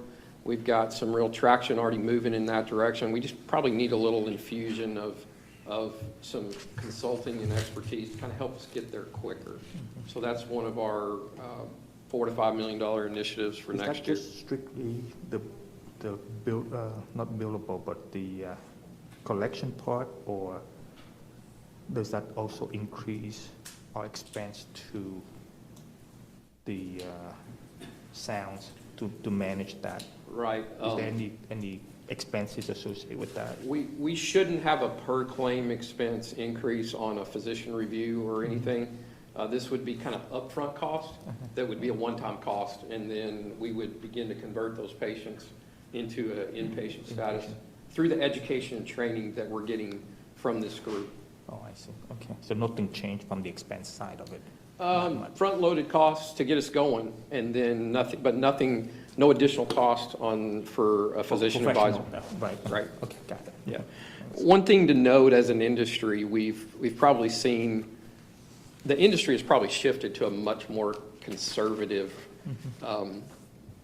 we've become much more conservative with placing patients in observation, especially Medicare patients. And so this is a way for us to calibrate that.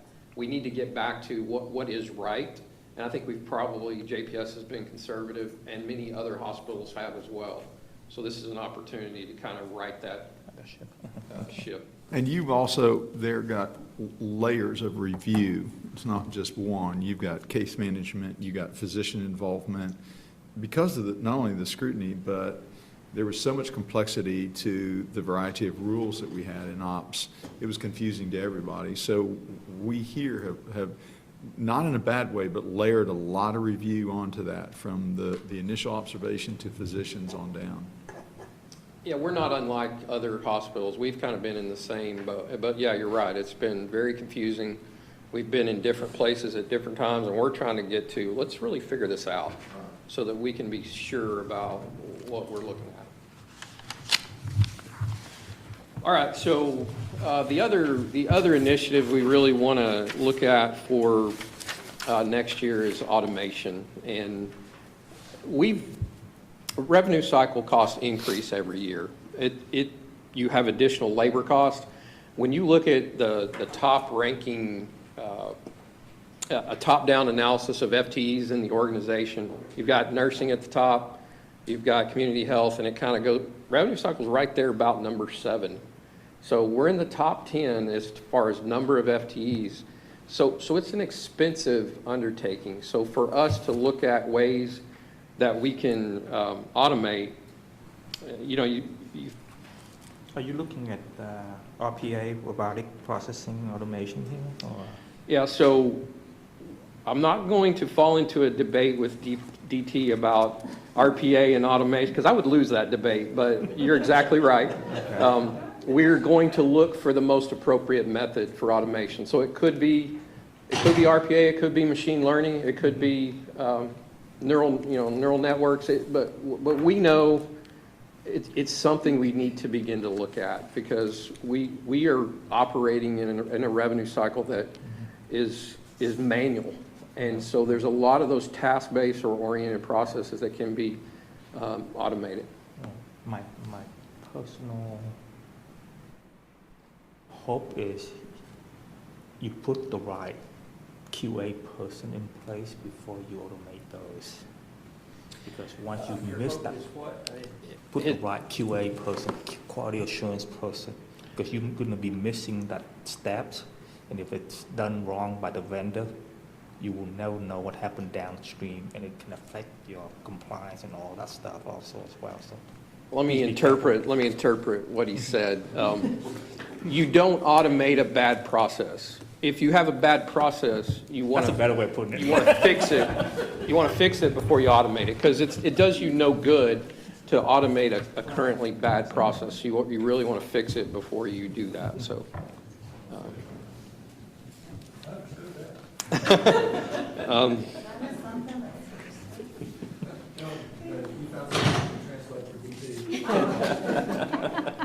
Roy's invited to every board meeting. I understand you. We do have some focus areas there that we know is our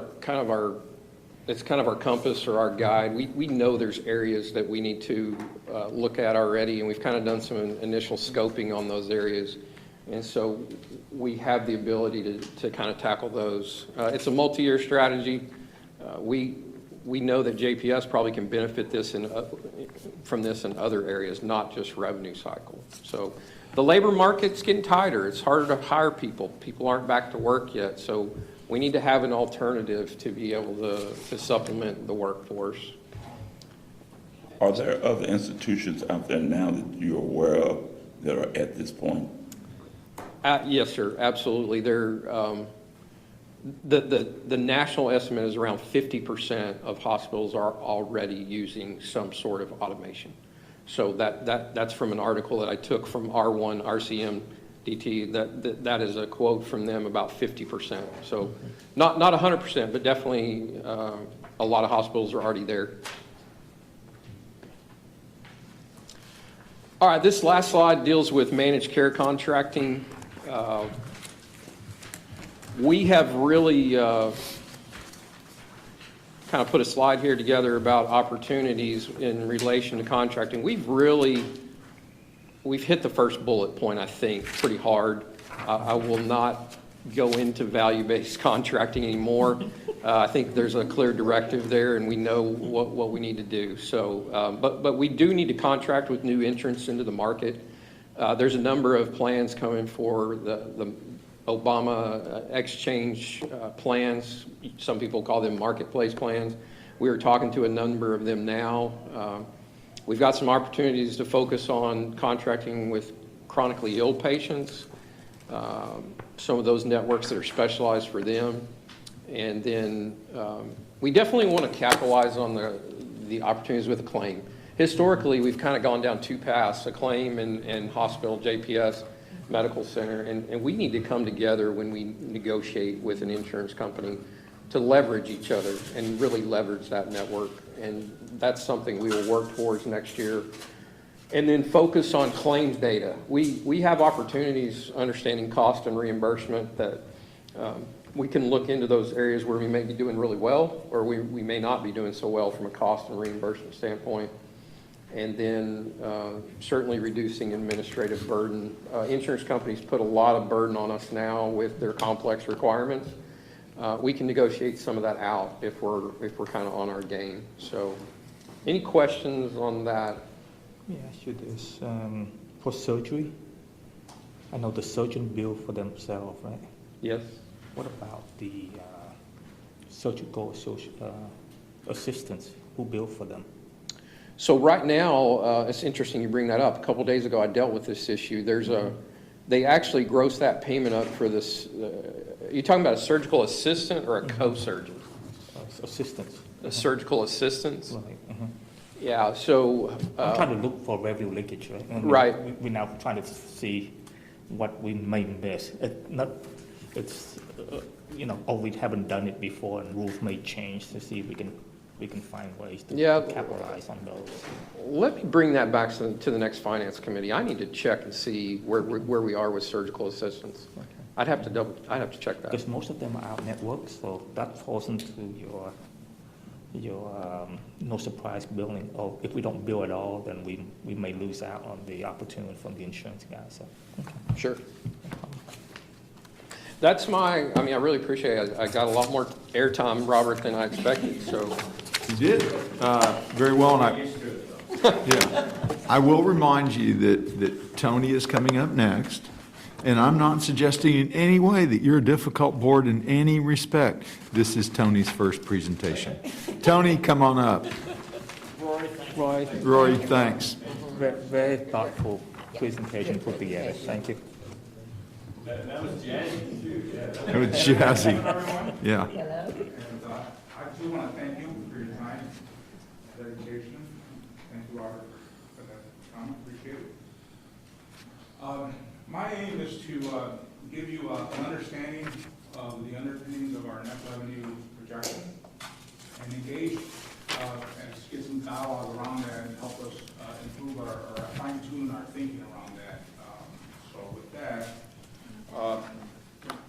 this one here? Sorry. So we have two CFO teaming against us, a former CFO and a CFO team. Thank you, Chair. So just very high level, kind of introductory. Net revenue, as you may know, is one of the single biggest line items on our income statement, yet is one of the most volatile. And it's comprised of a lot of different things, a lot of moving parts, particularly as it relates to us trying to project this next year's budget. A lot of moving parts. So I want to emphasize that, and then we'll get into some of the details. But at its core, net revenue is a function of volume. The services that we provide and the intensity of those services, let me define that as the composition of our services.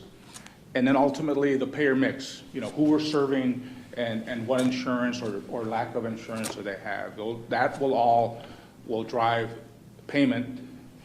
And let me emphasize, that's what the expected payment, it'll drive expected payment.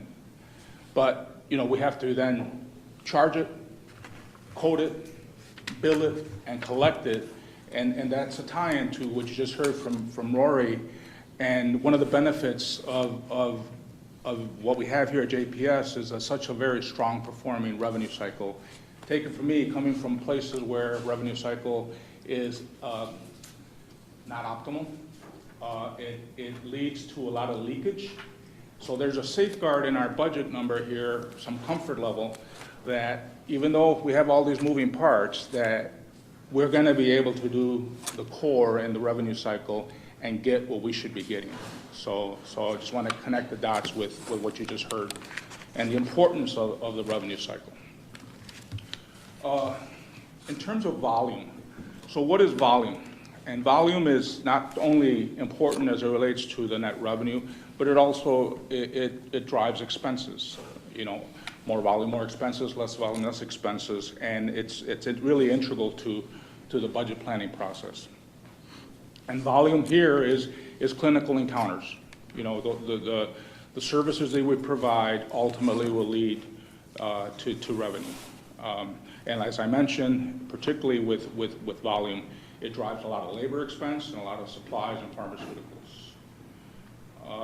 The other element that I mentioned was service intensity and service or composition, as I defined it. And one measure that what you heard earlier about is acuity, or as we call it, case mix index for short, which is just a metric that kind of measures our acuity level. And the higher the acuity, the higher the payment, the lower the acuity, the lower the payment. We've seen a growth in that indicator and a growth in payments because of what we've been seeing with the pandemic. We've been seeing a lot of sick patients. Therefore, our payments have correlated. The budget anticipates us getting back to whatever normal is going to be, but that's what we're anticipating, and therefore a reduction in that acuity level. Which then theoretically will bring some reduction in expenses that we'll get into at a later meeting. But I just wanted to make the connection because ultimately net revenue is a reflection of the services and operations that we have. So operations is really a net revenue, or the services that we provide is net revenue. We talked about payer mix and how that impacts the ultimate payment, whether a patient's commercial, Medicare, Medicaid, or non-payment. Those all have different payment levels. So the mix of those patients, that pie chart, if you will, is very important as it relates to net revenue, ultimate net revenue. Have you guys thought about, because you're in the transition period, right? So there's a lot of activity that will require contract negotiation and all that stuff with the payer. Some fee for service, some early stage value based, but with bonuses and upside, but no downside risk, and then with downside risk. How are we going to go forward? And you don't have to answer it today, but to get us a little bit more comfort level that when you have an opportunity in front of a insurance company, that the COO have input to make sure that we can deliver that. The president of a claim is there to make sure, because it's a trade-off, right? Because at the end of the day, the health system makes money. They may not. And the maturity of organization, can we deliver things that we think we can? Because sometimes when you go to full risk, the first year and a half, you're going to lose money. So do we have enough so that we can offset that for the better of the future type thing? So I think there's a little bit confusion in that, but this is more of a feedback just to get us educated later on if we need to support you guys different ways. But you don't have to answer today, but I can see the challenge because that will affect the all I would offer as a reflection to that is that we are an integrated delivery system. We have the physician component, the medical center component, an ambulatory component. So we have the platform. And to leverage that platform, obviously collaboration amongst all the parts is key. But there's a lot of, I don't know to reflect on, but I'm just offering you my general reflection on as we transition. This is the new journey that we all go together, so don't feel that you don't have to answer today. And I think Dr. Becker probably said it best, is we've got to learn how to live with a foot in two different worlds, right? So to your point, when we get to that threshold where we have a significant amount of value-based contracts, where those are paying us to keep patients out of a high-cost medical center, and you've got other contracts that are paying you, for lack of better words, ringing the bell and getting them in and getting them discharged. there is often that period of, Hiccups. financial loss as you try to kind of maneuver, and that might not just be for a year, it might be for 2. So there is going to have to be some long-term planning, and that, again, that involves everybody. I think one thing that we've all been really clear, and I know y'all understand this, is, finance does a lot of reporting, but we bring everyone to the table. And when there's an operationally driven item, they bring finance to the table. So I think we've got a great core group of people, but those contracts will have multi-year implications. Does that affect your net revenue also as well? And for Definitely me, will. it's important because when you negotiate with like an Anthem Medicare Advantage plan, Texas Medicare Advantage plan, or Humana, they probably look at your RAF score and all that stuff and say, I'm going to give you 83%, or are they going to give you 87% of that premium? That's could be $20 million different right there. That we can push them type things. So that's why I want to make sure that we focus on those. So, we talked about volume, so this section I just kind of itemizes some of our key volume metrics, and, I'm not going to go through it all, but, one of the things that Sharon mentioned earlier that I want to come back to is we are starting to reach a capacity issue, particularly with our inpatient services and our ED services and our behavioral health services, and that challenge will continue because we are anticipating some modest growth, and so operations are tight when you're at high utilization like that, and ultimately it caps your ability to grow. So just wanted to tie back to Sharon's opening comments, and again, in terms of the volume that we're projecting, one takeaway that I want to share is that the numbers that we're projecting for some of these key metrics are very aligned with what we're seeing in the last quarter. So there's comfort that what we're projecting is kind of already starting to build. So if I can go to the next one. I talked about payer mix and our shift in payer mix that we're anticipating, which is significant. We are anticipating a shift back to a more self-pay, unfunded population, or mix, I should say. It's a slight change of 1.6% shift, but yet, given our base of volume, that translates into $12 million worth of net revenue, reduction in net revenue. In addition, because of our mission and how we take care of those patients, we will also have some claims expense and increased services for our outside medical services partners. So all told, we're looking at an $18 million hit as it relates just to this combination of revenue loss and expenses as it relates to this shift of 1.6%. So that's going to be, I just want to interrupt for a minute, that's going to be a really important assumption that I'm suggesting in this upcoming budget is, for the last year and a half or so, we've seen as a total payer mix, self-pay decline somewhat, and insured patients are a little bit more of our total mix. We have seen over the last couple of months, as outpatient areas open, an increase for self-pay and our total. We talked about it yesterday, as a matter of fact. And so just that slight shift is going to be a bit more of a burden, less net revenue for the system next year. And I think the policy question for you all as a board is the footnote below that in what Sharon gave a presentation about 5 years ago to a physician group. It was our cohort at TCU. And what was interesting is when she told them a 1% change in payer mix to a commercial payer mix would mean the following.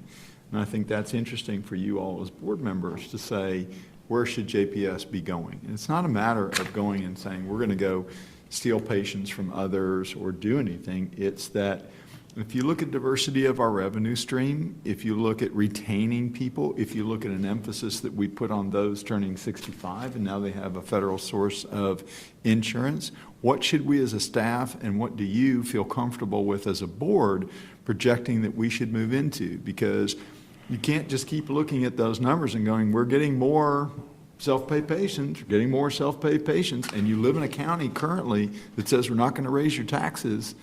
That indicates where we got to go.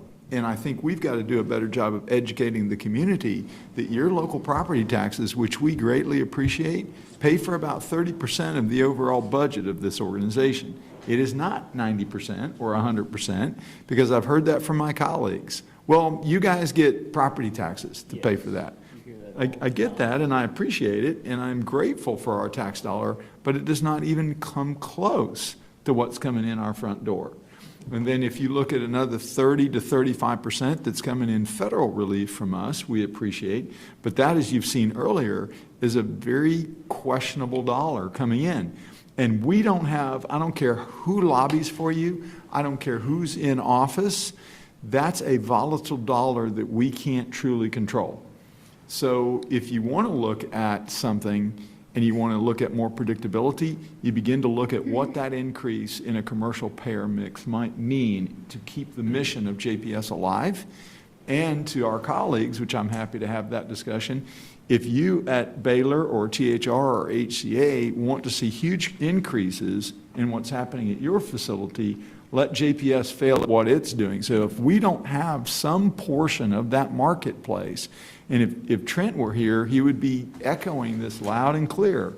If we don't look at some of that marketplace, we ultimately will truly hurt Baylor and THR and others if we don't figure out a better way. So that's why I appreciate the fact that there is that dollar amount down there to give you all an idea of where the options might be. I would like to ask a question on, I know that the payer mix is important. One of the deals that I look at is that your JPS connection, you have them at 64, 65. What percentage of our patients do we have there? Because that is the group that we really should be looking at retaining. They're going to have full coverage. You've been taking care of them. So what is how have we looked at that population? Are they staying with us? Where are they going? And how can we keep them? Because we already have them. So we ought to have a head up on keeping them. So that might be one of the strategies that I would want to see.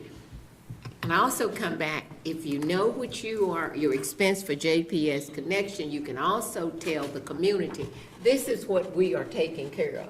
And this is how many dollars we're getting. But we bring in more dollars and we're able to take care of this many. If we have that data that we can show, that goes a long way. It will help us in negotiating with insurance companies, but it will also help us in educating the community. But I think because you have patients that you have been taking care of, it just bothers me that they leave at 65. You know, my sister was taken care of here. She said, I'm staying with JPS. And there are others, so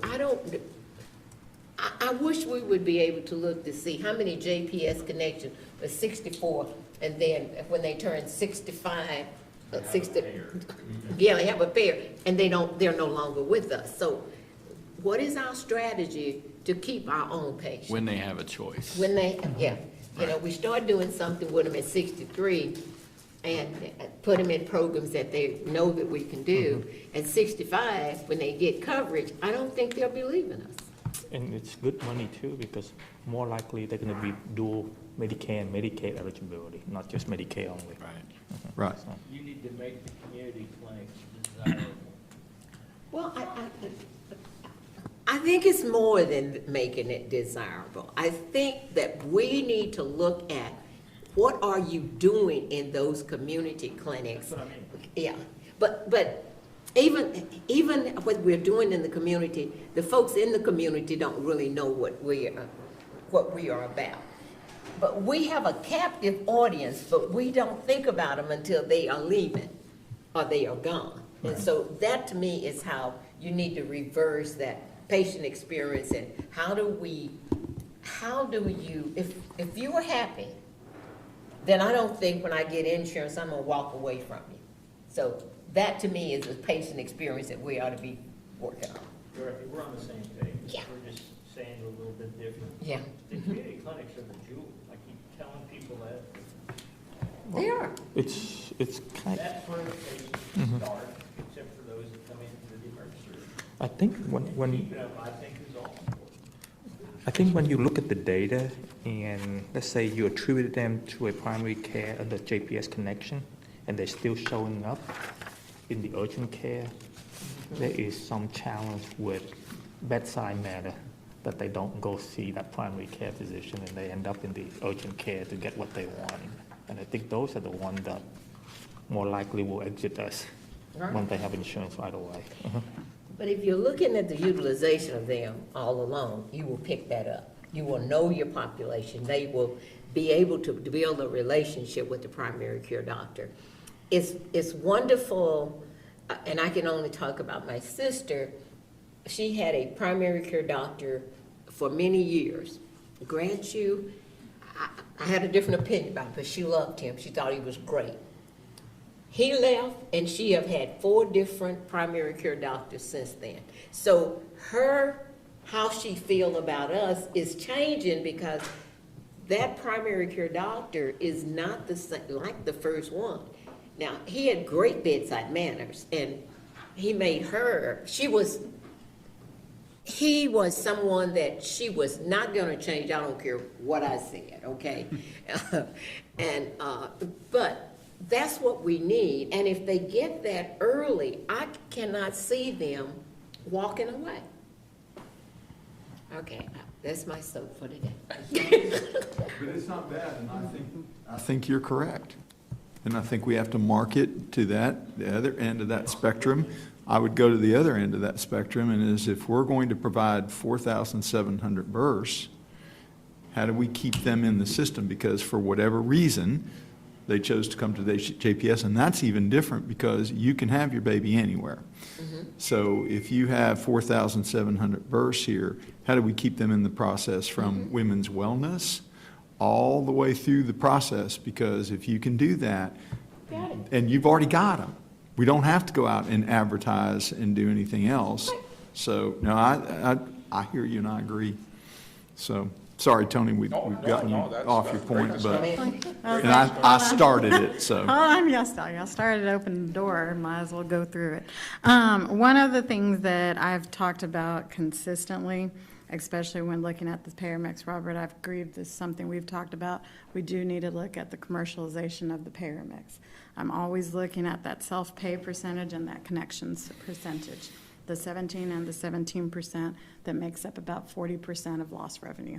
And I say lost revenue in an abstract sense of it, because it is when we talk about this 18 million. So in this 18 million, are we just talking about the 43,000 connections patients, or are we talking about both? Okay. So with that, when we're looking at that and we talk about commercialization, it all works all at once in a combination. We have to look at what Dorothy is talking about and what we talked about a couple of weeks ago about barriers to getting into connections and getting into benefit screening. This is low-hanging fruit that is easy to do, that I'd rather see more money put into call center and also into frontline staff members being able to do those applications, walk that application with them, extended hours of the application deadline. I'd rather see money go into that where we can put in, and that's going to completely change this once we have those patients in their particular boxes, because a lot of people don't know that they qualify for different benefits, which is going to be helpful. Prime example, every freaking time I'm with my sister and we're making an appointment, she leaves, they say, oh ma'am, call the call center to make and schedule an appointment. How long do you think an average patient takes to call back in? I know, and I know too. So what can we do to reduce those barriers that's going to help this? Putting in a couple FTEs and the clinics to be able to do scheduling at the point in time in which they leave their doctor's appointment is gonna reduce and create those opportunities for them to return on a consistent basis. Don't use my chart. My chart, it doesn't give the notifications that they do. Sometimes we just need a call, and we understand our population from there. That is going to support all of this and bring that down. I think that's one thing that we often forget about, and what are the easy barriers that we can reduce that may look like a higher number in hiring, but is really going to be able to push out for individuals and to change that entire cycle, to create that pipeline of longevity to where we're changing the dynamic from years ago of generational families say, JPS is the place to die, to be JPS is the place where my entire family goes. And we want to see that. And it's a combination of everything else. And that really does come in through the finance department, through top down and up, down, whatever. All the way. All directions. All directions. Yeah. But I think that that's important. I think we're seeing a lot of that, and this is the first time that I've seen some of this coming through that's making those connections through it. So I just want, as we're looking at budget numbers over the next couple of weeks, I think that's where we need to be. Yeah. And Sharon, I would just add on to that, FTEs. I think we have to educate our patients when they come into JPS Connections.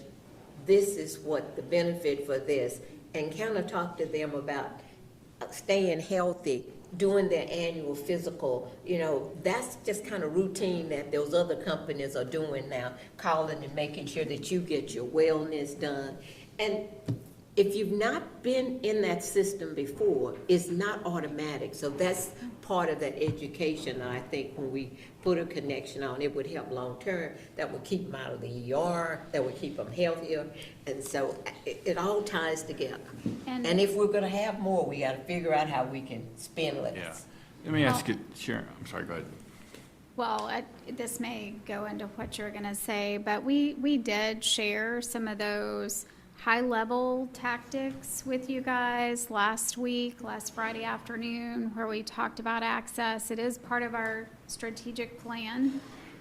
So there are teams of people that are working on the things that you guys are talking about right now. Yeah, and I think that y'all have done some good improvements coming through. I think we've had just some easy kind of things that can be remedied pretty quickly.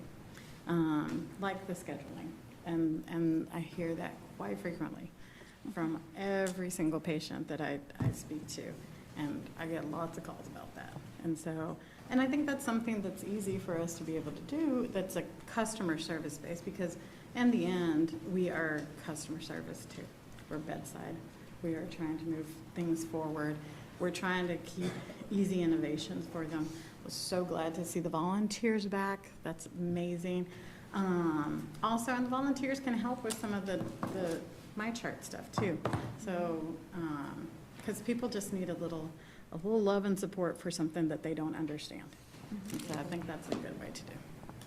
Along those lines, I mean, I got a call today from my car dealer, to tell me my tire was low. My dealer, yeah. He told me my tires was low. I'm like, really? How do you know? Back on the issue of commercial insurance, increasing that mix. You and I have talked about this before, and could you highlight it's not without its own risk, right? Of the more commercial, the obligations or the expectations of commercial payers that could actually put us at risk.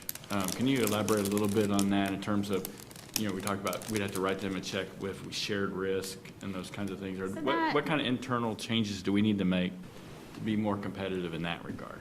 So you're talking about taking upside and downside risk, right, more like in value-based contracting, which was an earlier conversation. Again, we have some internal work to be done to be prepared for a level of downside risk. We talked about the reporting and the data requirements last Friday. We heard about access and the ease of the patient flow and patient mapping. So there's some work, and really the connection, we are more than an upside downside risk. We are completely at risk for that population. Right. They are not even a per member per month payment. It is a flat payment for whoever enters our doors. So it's a great alpha population, right, or beta, however you want to look at it, of learning exactly how to direct and educate patients on what's important and the right care at the right time at the right place. So we are putting some significant resources towards those over the next 12 months. It's really a big driver on this, the strategic plan and all those goals that we are building towards. So we can anticipate that being embedded in our budget, our next budget. So the stuff that we heard about last Friday, there are dollars in the budget. We have some additional workforce to start to address some of the data issues. I'm sorry, I'm not sure what's wrong with my voice today. It's hoarse for some reason. We have put some dollars for, addressing some of the call center issues. We've put some dollars in for those patient mapping around the connection population and how better to direct them through our system. So what next year, and Karen and I have talked a lot about this over the last few months, really 22 is going to have a lot of footwork, right? Just a lot of the basic, where are we needing to go, what's the best way to build this process? And I honestly think the big dollar asks are going to be coming in 23. When we say, okay, this is what this needs to look like, and we're going to have to completely revamp. So there will be some impacts in 22, and we'll have those listed out for you and how we feel like those relate to those big strategic initiatives that you guys have voted on. But all of those are a multi-year ask and function.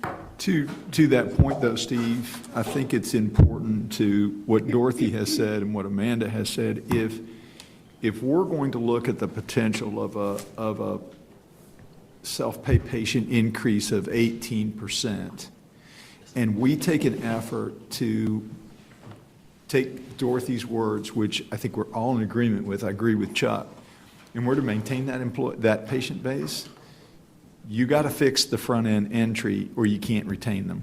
They're just not going to. If you've got another source of payment, you're going somewhere else, because if you're getting through our system and you can't get into an appointment, if you can't get access, they'll leave. Yeah. So I think that we just can't look 2 and 3 years down the line. We have to say, if we're telling you all as a board, these are our numbers and they don't look so good in certain areas, then we've got to figure out our front door much more stronger, I think, or we could have all the initiatives, and if people can't get in, they'll leave us. Sure. And to Amanda's point, which I think is a valid one, because I've heard it since I've been here, is you've got a broken system and I'm going elsewhere. And some of y'all know that from your own personal visits, you know it from family members, and I think those have to be addressed. See, this is the one thing that, that's why I want to see if we have the administrator to do the JPS connection correctly, right? Let's say, assuming just one item, like, let's assuming we have 42,000 connection patients, 25% can't speak English, right? We spend about $8 million a year, $7-8 million a year. If you take that population, we spend 1 month of premium a year on just translation. The medical costs cannot be more than $800 here. You look at $784 just for translation per member. Just to give you a perspective from my standpoint. Title V, you have to have it. We've been talking about the process, and there's a lot of perception that goes into what anybody thinks about anything. And the perception when you come in the front door is not the most inviting perception, to take your front door analogy, right to the front door. Sure. It's cold, it's dark, it's uncomfortable.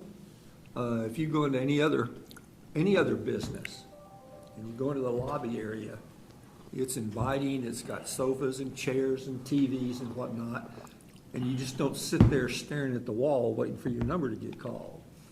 And that perception then makes everything else you see and do tainted a bit because of the amount of discomfort that goes with that. So I think the front door is as key as anything else in this issue. I agree. Sure.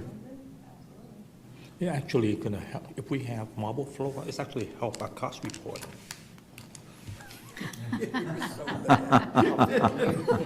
It's true. Tony, you don't have to comment. You can just go on to your next slide. And you're doing a good job at not commenting on that comment. So just go on to your next slide. You'll be good. Reverend Emerson, did you have a? So here, this last slide, what we tried to. Reverend Emerson is good. I'm sorry. I was really trying not to say anything about this. Well, we can do it. But as I was Weber listening broke all to, that rules. as I was listening to what Sharon saying, and then Dorothy came back, man, I've gotten, I think, about 6 texts during the board meeting from this one patient who came to emergency, I think, came to the main hospital yesterday. Talked to the doctor. He was in emergency from 9, I think he was leaving about 3 or 4. And when they finished everything, he said they gave him paperwork, said, here's some aspirins, go home, you'll be okay. He was furious, and he kept saying, Pastor, what do you mean I'll be okay? And I think he felt like he was brushed off. Go. And so, and I guess I kept trying to calm him down to think maybe if whoever talked to him could have found another way just to say, this is your problem, this is what you need to do, you know. And so I look at that, and you look at that person who's on the fringe, that we want to keep them beyond. What do we need to do aside from computers and automation? What do we need to, what do we do on the customer service side to hold that person? And I was going to try to run down and see Laura Burnside, patient experience, to maybe reach out to him to find out what transpired with that. But as I was listening around the table, that what happens is I get a lot of those calls because they know I'm on the board, but my face is out in the community. And all of them think I can come in and handle the problem. And I keep telling them, call Steve Montgomery. Well, he could be, or you could do what Charlie did to Trent. Just say, here's his mobile number, call. I do think, Reverend, that is something, that's an overall situation of how we handle people. I do honestly feel, and you'll get those phone calls, you always will, and so will I. The day I leave JPS, Dorothy and I joked about this, the day I leave JPS, nobody's going to pretend to be my relative in the ED. I have an immeasurable amount of relatives now. I have only a mom and a dad as relatives in this community, but there's a variety of uncles that come in and aunts that come into the ED saying they're related to me. And I think it's a challenge with an ED. It's a challenge with an inner city ED that is swamped with people. But I do think it addresses the overall concern is, are we always treating patients right? Are we always giving them the proper communication? And that is a critical issue. It is hard and it is difficult when people don't feel satisfied. I didn't hear from my doctor, or they were quick and all. Some of it's very legit and legitimate concerns, and some of it is the frustration of just coming into an ED. I know when I've been in EDs before, it's not an experience I think, that was so pleasant, I hope I go back next week. They are hard and they are difficult, but I think it speaks to the overall process of JPS, and did somebody feel good through this? Did they feel good in a clinic? You know, and answering the question to your potential parishioner is what did the clinic do before he got to the emergency room, or is he a part of our system, and are they taking care of themselves the way we hope they are, rather than just the utilization of the ED and the role that the individual plays.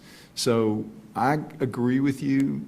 I do think, though, our biggest challenge, and if you said you have a limited amount of money, which we do, I think access is the key, in my opinion. I think that's our biggest problem, because we have an incredible, in my opinion, and I don't think it's just me, but I think we have a pretty incredible emergency department with good caregivers and good staff. I'm very proud of our emergency room. And I'm not suggesting that the one who's communicating to you is wrong. There are going to be challenges, but I'm really proud of the ED. I'm not proud of how you get in the system and how you maintain yourself in the system. And now, having parents that are in the system, I've seen more than what I saw, because it's hard being the CEO, because people sometimes are not straightforward with you. And I'm a patient here too, and it's tough, because people go, well, this is what we're going to do for him, and that may not be exact. So I always try to say, treat me as you would any other patient. So I agree. Well, one of the consolations, he was not one of my parishioners. That's like the first phone call you've gotten in the past 10 years that he's not, because you have the most populated church in all of the Western Hemisphere when it comes to being a board member. So, sorry, Tony, go ahead. No, that's quite all right. Well, this is the last slide for net revenue, and all this does is try to identify, quantify some of those moving parts that I mentioned earlier. On the positive side, as I mentioned, we have volume, increased volume. That'll generate close to $35 million. We do have some, Rory spoke about some initiatives that he's going to have in revenue cycle that should lead to at least $77.3 million. We have our normal charge master increase to leverage what our contracts allow from the commercial insurance standpoint. That'll generate about 4.2. Is that part of the strategic pricing or initiative? Well, we do, I'm not sure what you're talking about there, but I'll tell you what we base it on. The CD, the chart master, you just can't. You have to have. It's not an across-the-board 5% increase. Right. It is There's focused regulation, on certain areas. compliance issue behind that you just can't just raise price. It has to be part of that the strategy that you, stuff like that. So we actually have a firm that comes in and helps us make sure all of our commercial contracts allow for about a 5% charge increase every year. That's negotiated in at the beginning of the contract. And that provides us with a little bit of inflation, about $4.2 million. Does it, let me ask another question here. Let me give you an example, maybe it come out better for me. When I was dealing with, what's that big hospital system in California? Providence? Providence merged with the other one. That's okay, just tell us. So they have the cancer center in Lubbock, right? Right, St. Joseph of Orange. St. Joseph Orange, right? And Arrington or something up there. So when I got involved many years ago, and they were trying to raise the price because it's a cancer center, to the point where I talked to the CFO and said, are you sure you want to raise the price?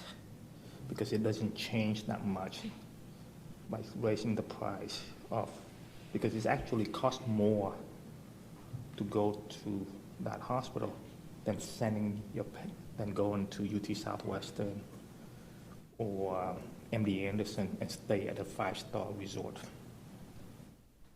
So what we proposed to them at the time was look at the whole overview and say, you lower this price, but you raise the other price up, then you actually increase about $8 or $9 million overall by lowering the price, because they won't pay that price anyway.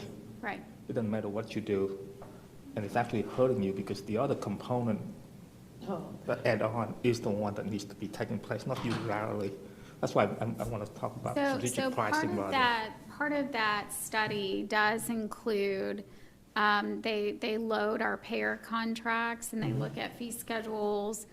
It is a strategic price look, and we also have two competitive groups that have, we limit ourselves around those competitive price constraints. So one is hospitals within DFW, and then we also look at other large public hospitals in Texas to make sure that we're competitive there. So I think we are fulfilling what you're asking about. Let me ask you another question, because rules may change. I left that industry 10, 15, 11 years ago, so it may change on me.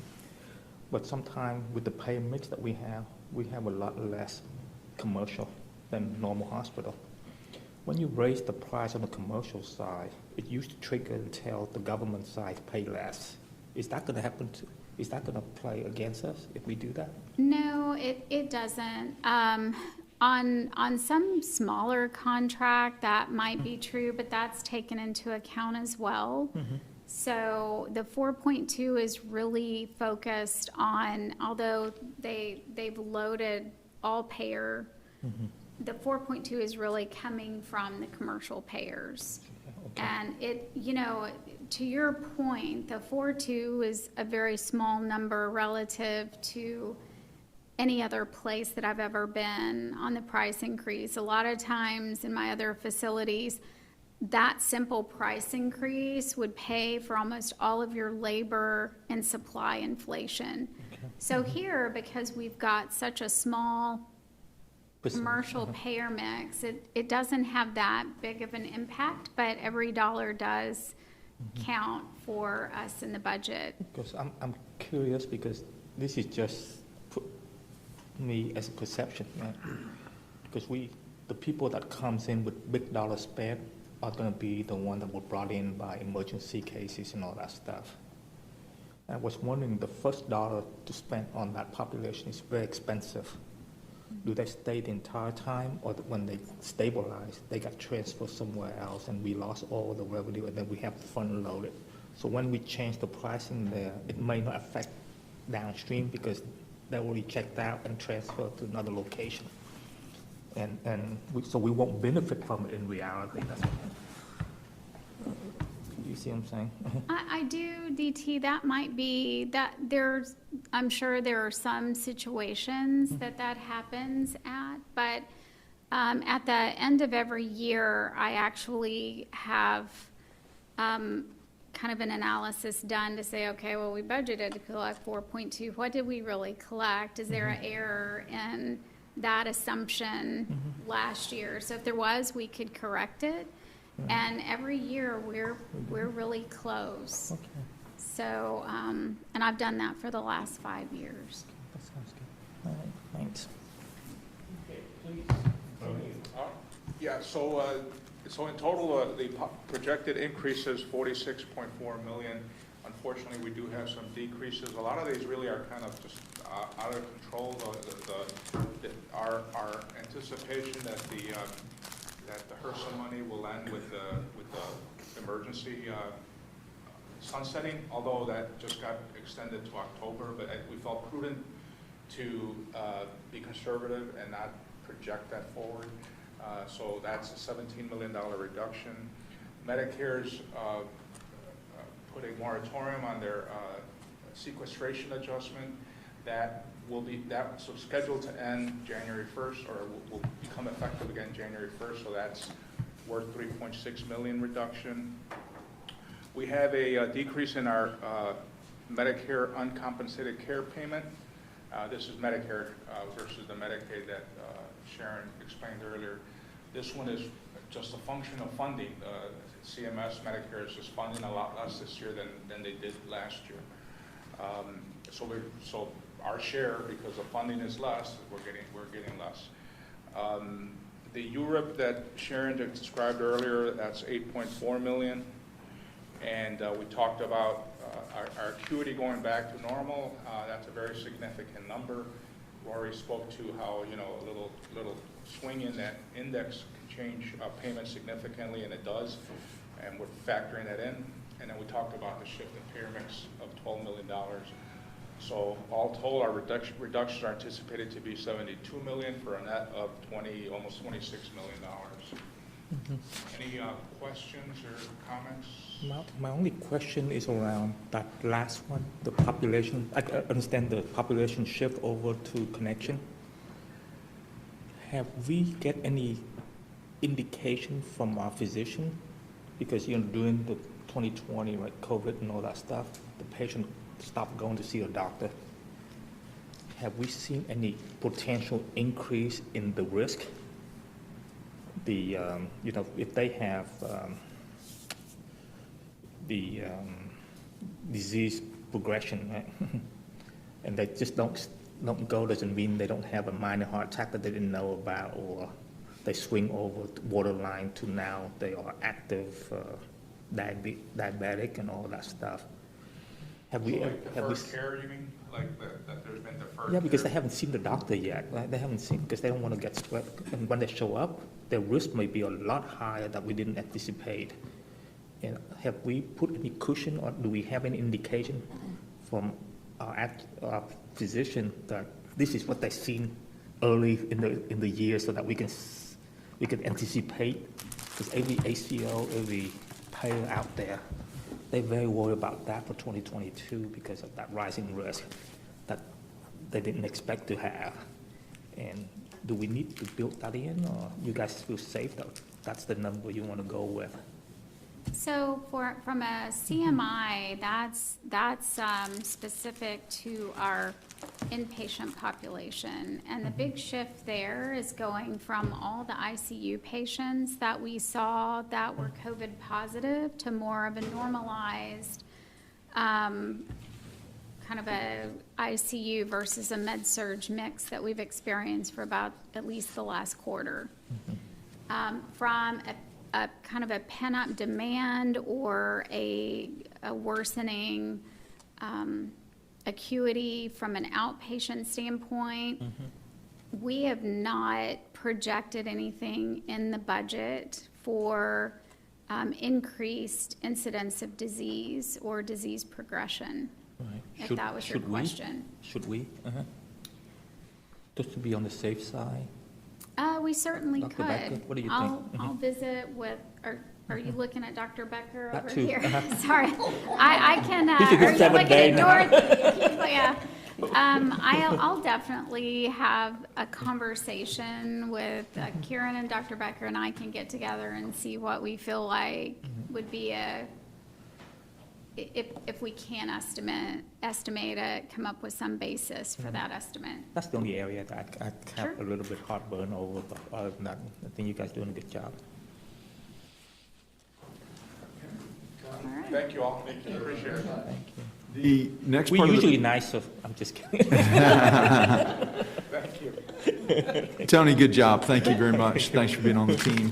The next part of the presentation, although staff is going to be here until midnight tonight, the next part of the presentation should go much more quickly, because what we have here, I'm trying to set this up for y'all, is empirical data. So it is what we are doing with taxes, what is coming in and what is not. So Never understands the word empirical. no, it is. It is. You Google it. You can Google it in your little deal there. Yeah. I get per diem for using empirical 4 times during each day. So this is kind of the way it is. It's where our taxes is, and it is a lot of just straight numbers for y'all. So Sharon, if you'll kind of walk us through this, be helpful. That's Robert's way of telling me to hurry it up. up to the pretty graphs, we are given these property tax numbers, and I'll tell you that late last night, we got our certified tax roll, and we are actually going to get about $503 million, which is higher than the estimate that's in the book. So we still have, and that's a certified roll, so that number shouldn't change. And that's really, that is my most solid number. So there can be some discussion around it. I will remind you that tax revenue makes up about 40% of our total revenue. The rev cycle efforts and all of the patient collections represent about another 40%. And then historically, we've seen about 15% come from our supplemental funding and all those Medicaid programs that we talked about at the beginning. So this is a significant portion.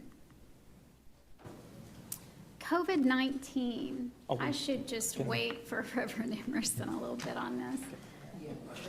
So are we saying keep the same rate, and then the tax revenue because of the increase in property make up for that number, or what are we? Yeah, so the way that the county comes up with the certified tax rolls is we all get those blue or pink or whatever color. I have property in 2 counties, so I can't remember who's blue and who's pink, but the estimate will go out in January. Taxpayers have, a couple months to file a protest, and so that number is not very solid. You would be amazed at just the up and down that we see between the May estimate, the June estimate, and then the July certified tax roll. As you can see, just based on my last slide, just our latest estimate compared to the final had a significant variance, but that is made up of all commercial property and all of the residential property here in Tarrant County. The county collects our portion of the property tax on our behalf, and then they very quickly send it to us when they collect it. So we can thank Roger and Trent for the appreciation in their property value on that side of that. Yeah, this was a real relief this year because we had, we had early indications from the tax office and the assessor that these numbers may not have any increase at all because of the decline in the value of the commercial property because the issues that the businesses had. Oh, I forgot about that one. Yeah, that was a nail biter. So I'm very excited about the final number. It's really good news. So on the COVID relief funds, just a quick reminder, we received $87 million on the medical center side back in 2020. There were lots of changing rules on what was eligible, what we could count, what we could use that $87 million for. There was such confusion that we did not recognize any of that money. And the accounting firms agreed that there's just too much unknown. And we left all $87 million on the balance sheet. Now, we've gone through with the pronouncements as they are. And so we were able to collect expenses and lost revenues and whatever else is eligible in that calculation from March of 2020 to current. And we believe that we'll be able to recognize about $45 million, or about half of the $87 million that we've received. Now, we will be able to recognize expenses through the end of December of 21. Given that information as it is today, there is a very good chance that we will have to send about half of the CARES Act money that we received back. So that will not be a financial impact to us. It is still sitting on the balance sheet, so the financial impact will occur when we're able to recognize these funds at the end of this year. It is a below-the-line entry, so it's below our operating margin, kind of other operating, and that is the most up-to-date information that I have. Sharon, would on you the do me CARES a Act. favor for Reverend Emerson's question earlier? Why would we have to send half of it back? Why would we have to send any back? Throughout this, since they issued this, so throughout this process, they have tightened these recognition rules. And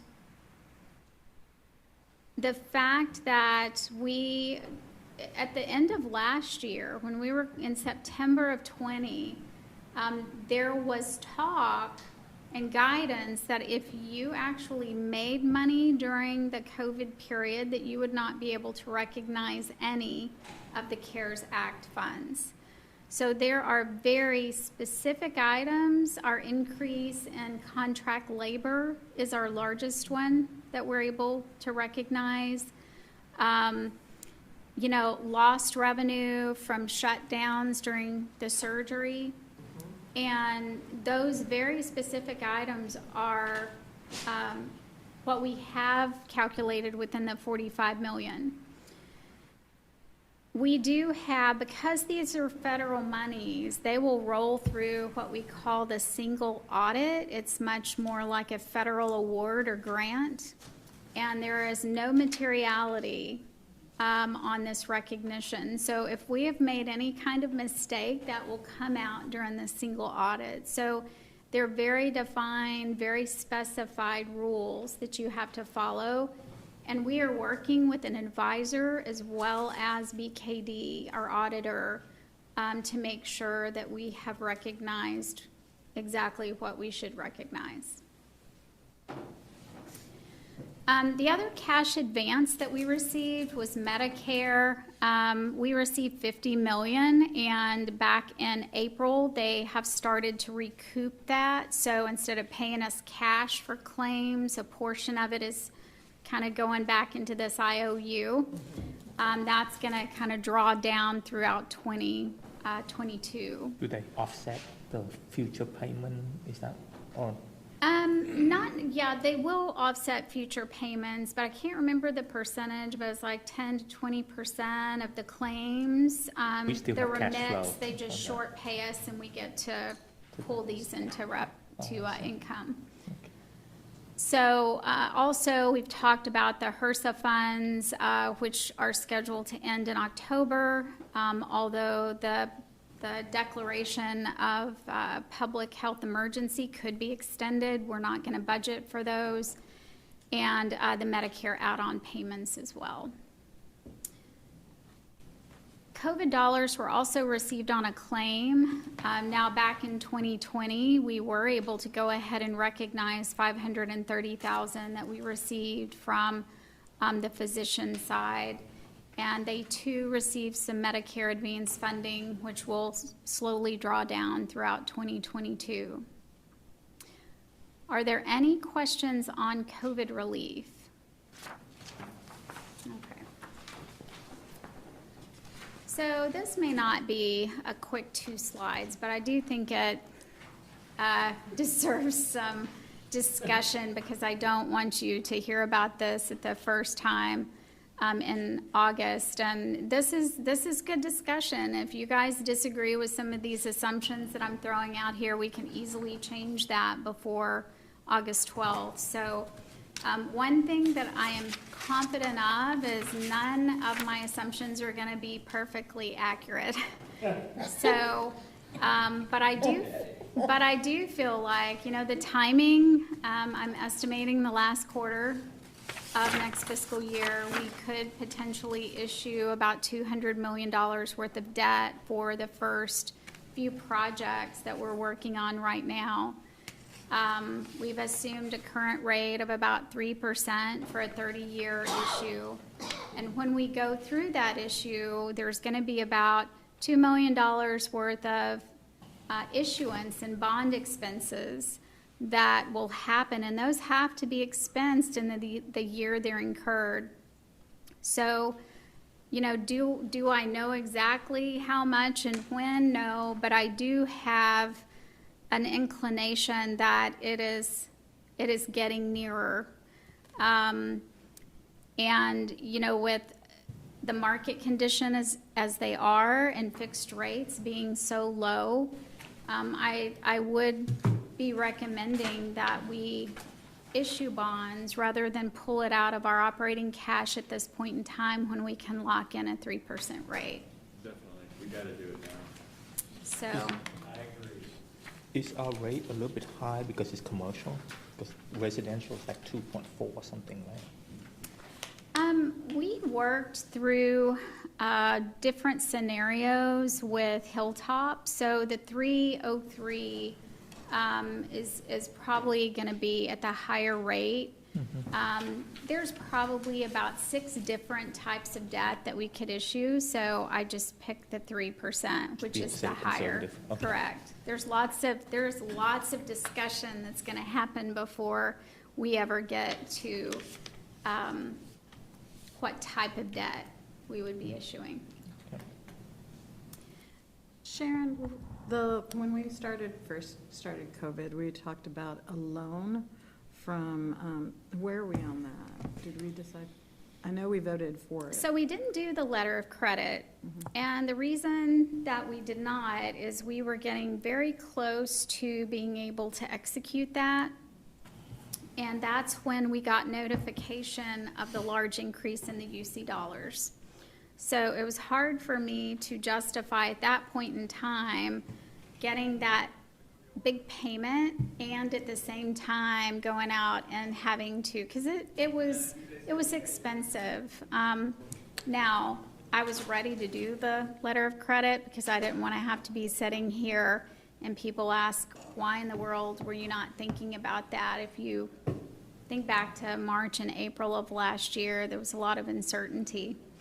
So we never really had to issue and execute that letter of credit. Is there an opportunity with this bond to pay twice instead of one time a month? Yeah, that's all the details behind these.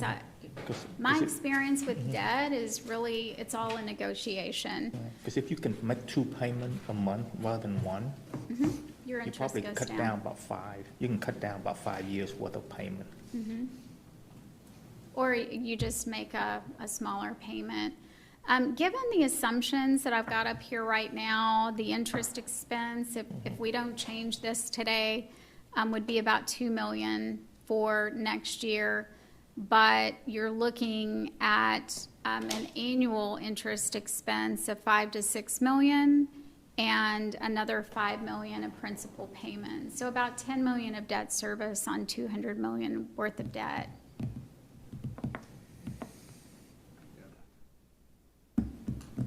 So just to reiterate, this is me expecting that at some point in time, we're going to be talking about a bond issue during fiscal year '22.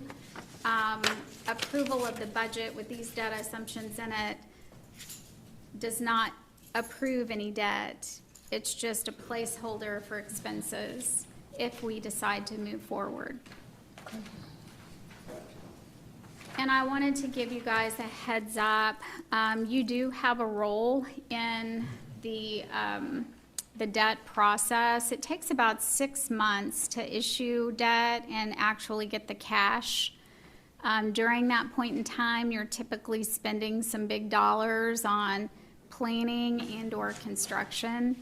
And there is a formal reimbursement resolution that I will be bringing to the board probably about the same time you begin to approve big contracts that allows us to spend our operational cash. And when I do get the debt funded, then I can reimburse JPS back into their operating. And this is a very typical process.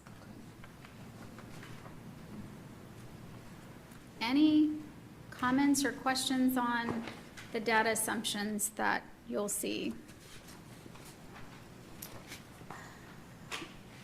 The next slide, I'm going to have Tony come back up and talk about capital. We had some discussion last year that was really good, so I did want to bring this back again. Just a reminder, our capital process involves almost everyone in the organization. We do collect ideas, we get it kind of all together. The operational teams get input from physicians, from department managers. We try to evaluate maintenance cost and downtime for replacements. This is always the time where we evaluate new items that maybe we're outsourcing, maybe we can bring it back in, and there's a lot of discussion about prioritization. Is it regulatory? So each year I look at depreciation, and we allocate about $38.5 million for maintenance capital. For about the last 4 years, I recommend that we set aside about $10 million of that, so we can save that for future spending on our bond projects. It's more about cash flow, and are we saving, and that's the $10 million that we put into the future fund at the end of the year. Right now, we've got about $145 million in the future fund. Recall that we've committed $300 million over the life of the projects. And then last year, we did reallocate the $10 million in this meeting and said, you know, we're gonna set that aside. I think it was Trent. And he said, we're gonna set that aside and we're gonna put that as a facility contingency. Adam had been here about 2 weeks, and that was definitely the right thing to do in hindsight. It's worked out perfect. But we already have some facilities and construction in this through Adam's input. So I'm going to let Tony kind of at a high level, if y'all have any discussions on that. I guess I've already covered the slide, but it's patient care equipment.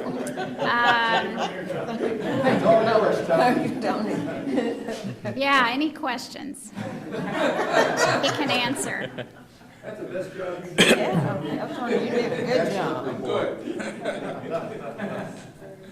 I think my only thing since last week, I didn't realize that, and we talked about from last week, the cybersecurity and insurance and all that stuff.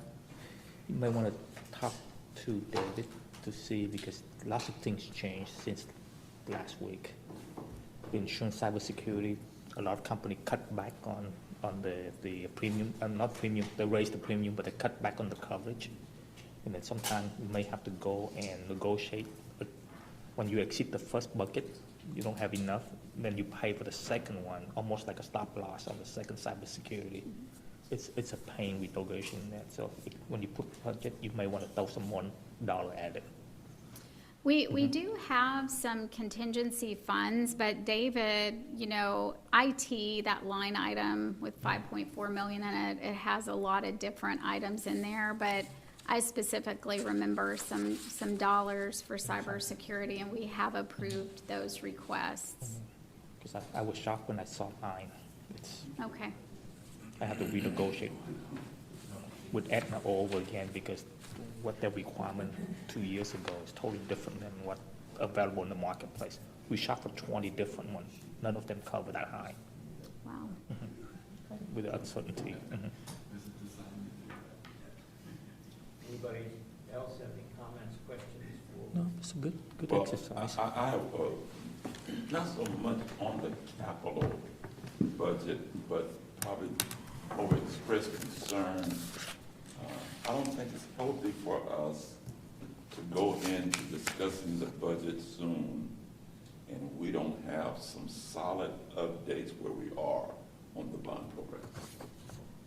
I mean, there's a lot of talk out in the community, again, about what are we going to do? When are we going to see something? And I think that we need to put something together, get prepared with something to say to the public, you know, we're in design phase or something, we're into, I don't know, discussion phase or something, but I think we need to do something. Sure. I will say that I totally agree, and I will say that the last bond update that I presented on Tuesday before the Commissioners Court went very well.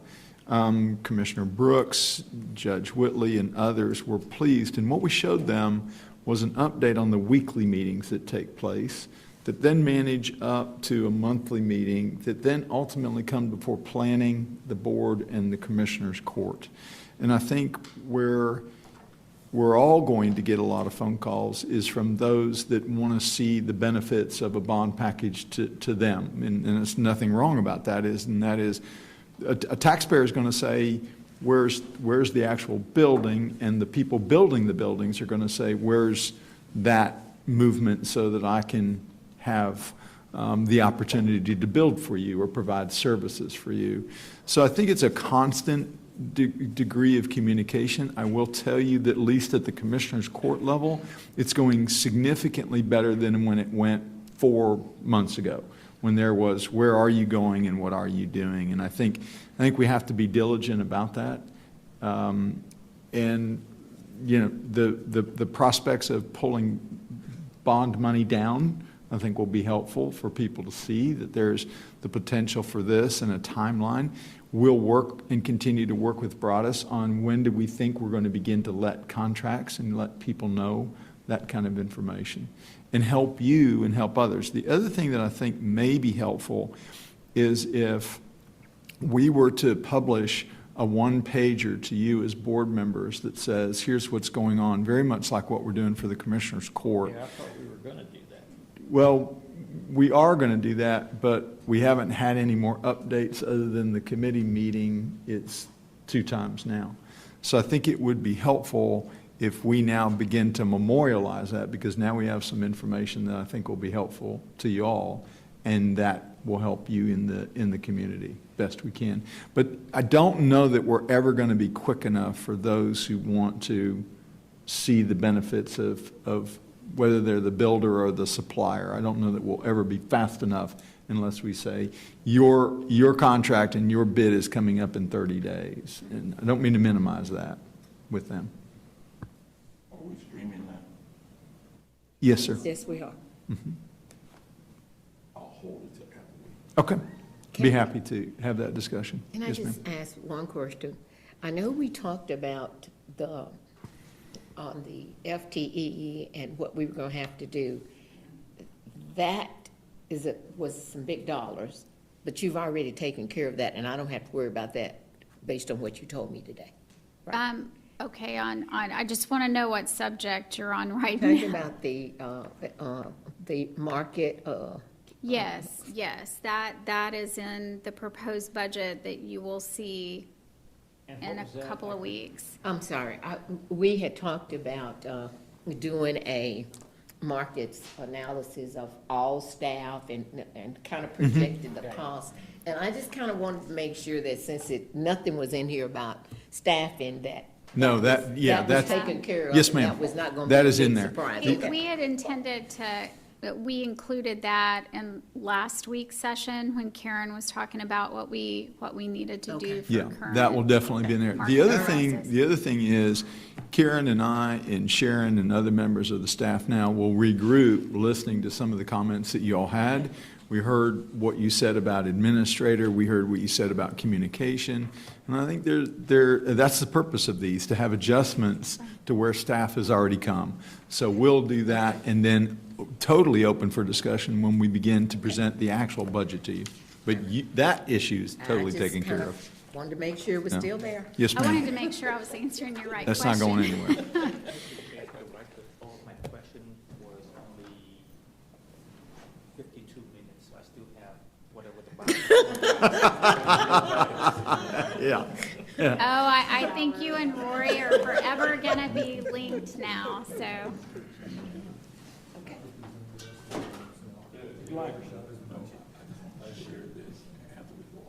Yes, sir. Steve, we're done. You got any last? I would just like to tell you guys that this is a culmination of not the three of us that presented today, but, you know, operational VPs, along with their normal work, have been working diligently to turn around information as we've asked for. And we've been working on this for, since April.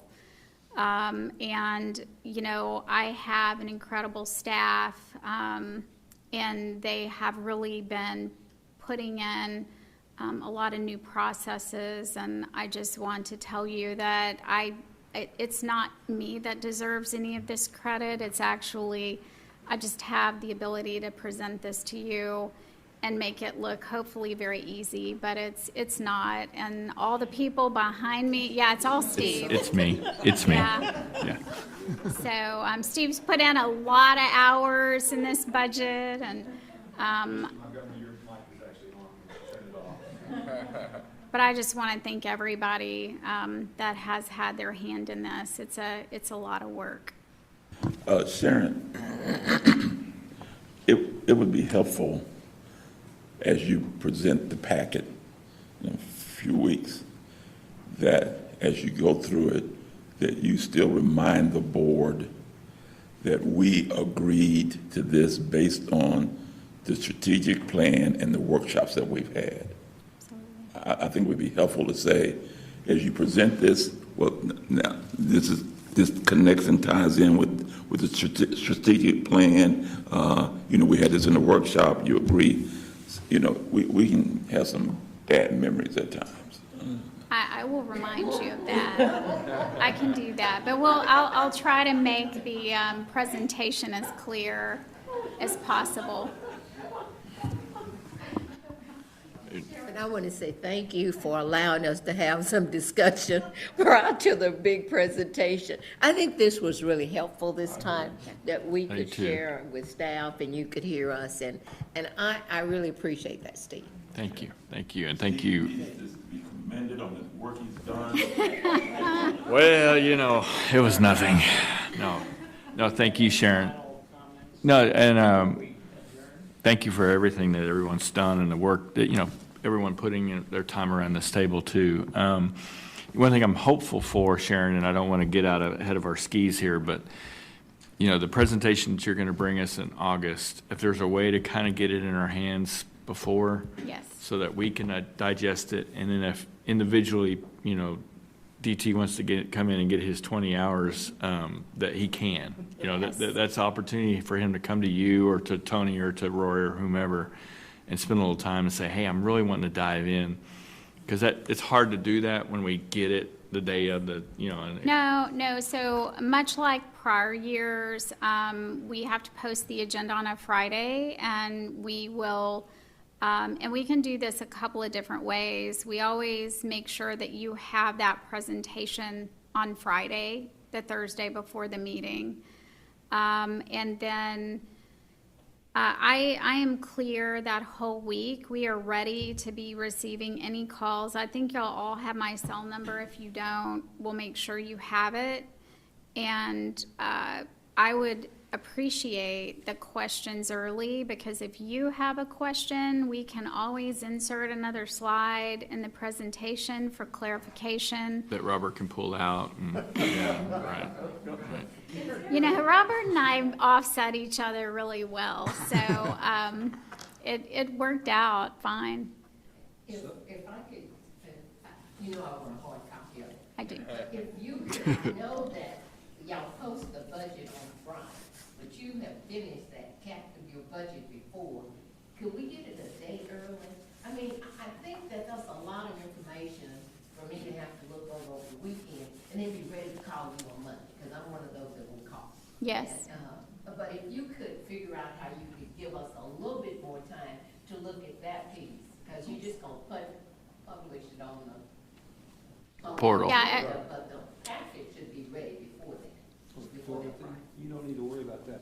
DT is gonna take up the first 20 hours of it. Wait a minute. Yeah, it'd be Tuesday before you get We through will to it. get that to you as early as we possibly can. Yeah, But, that'd be great if you could. Yes.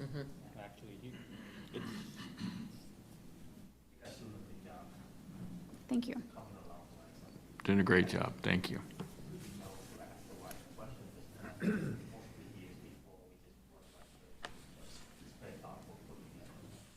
Thank you.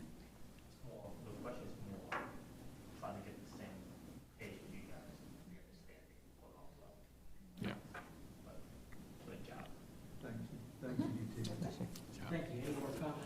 No, sir. We have the best finance chair. I just want to say, the reason I brought that up is with the change in city council, there are some council members. Are we on camera? Yeah, We're off. Wait. there are some council members that are pressing, and you got two core groups now Just a second. forming in the community.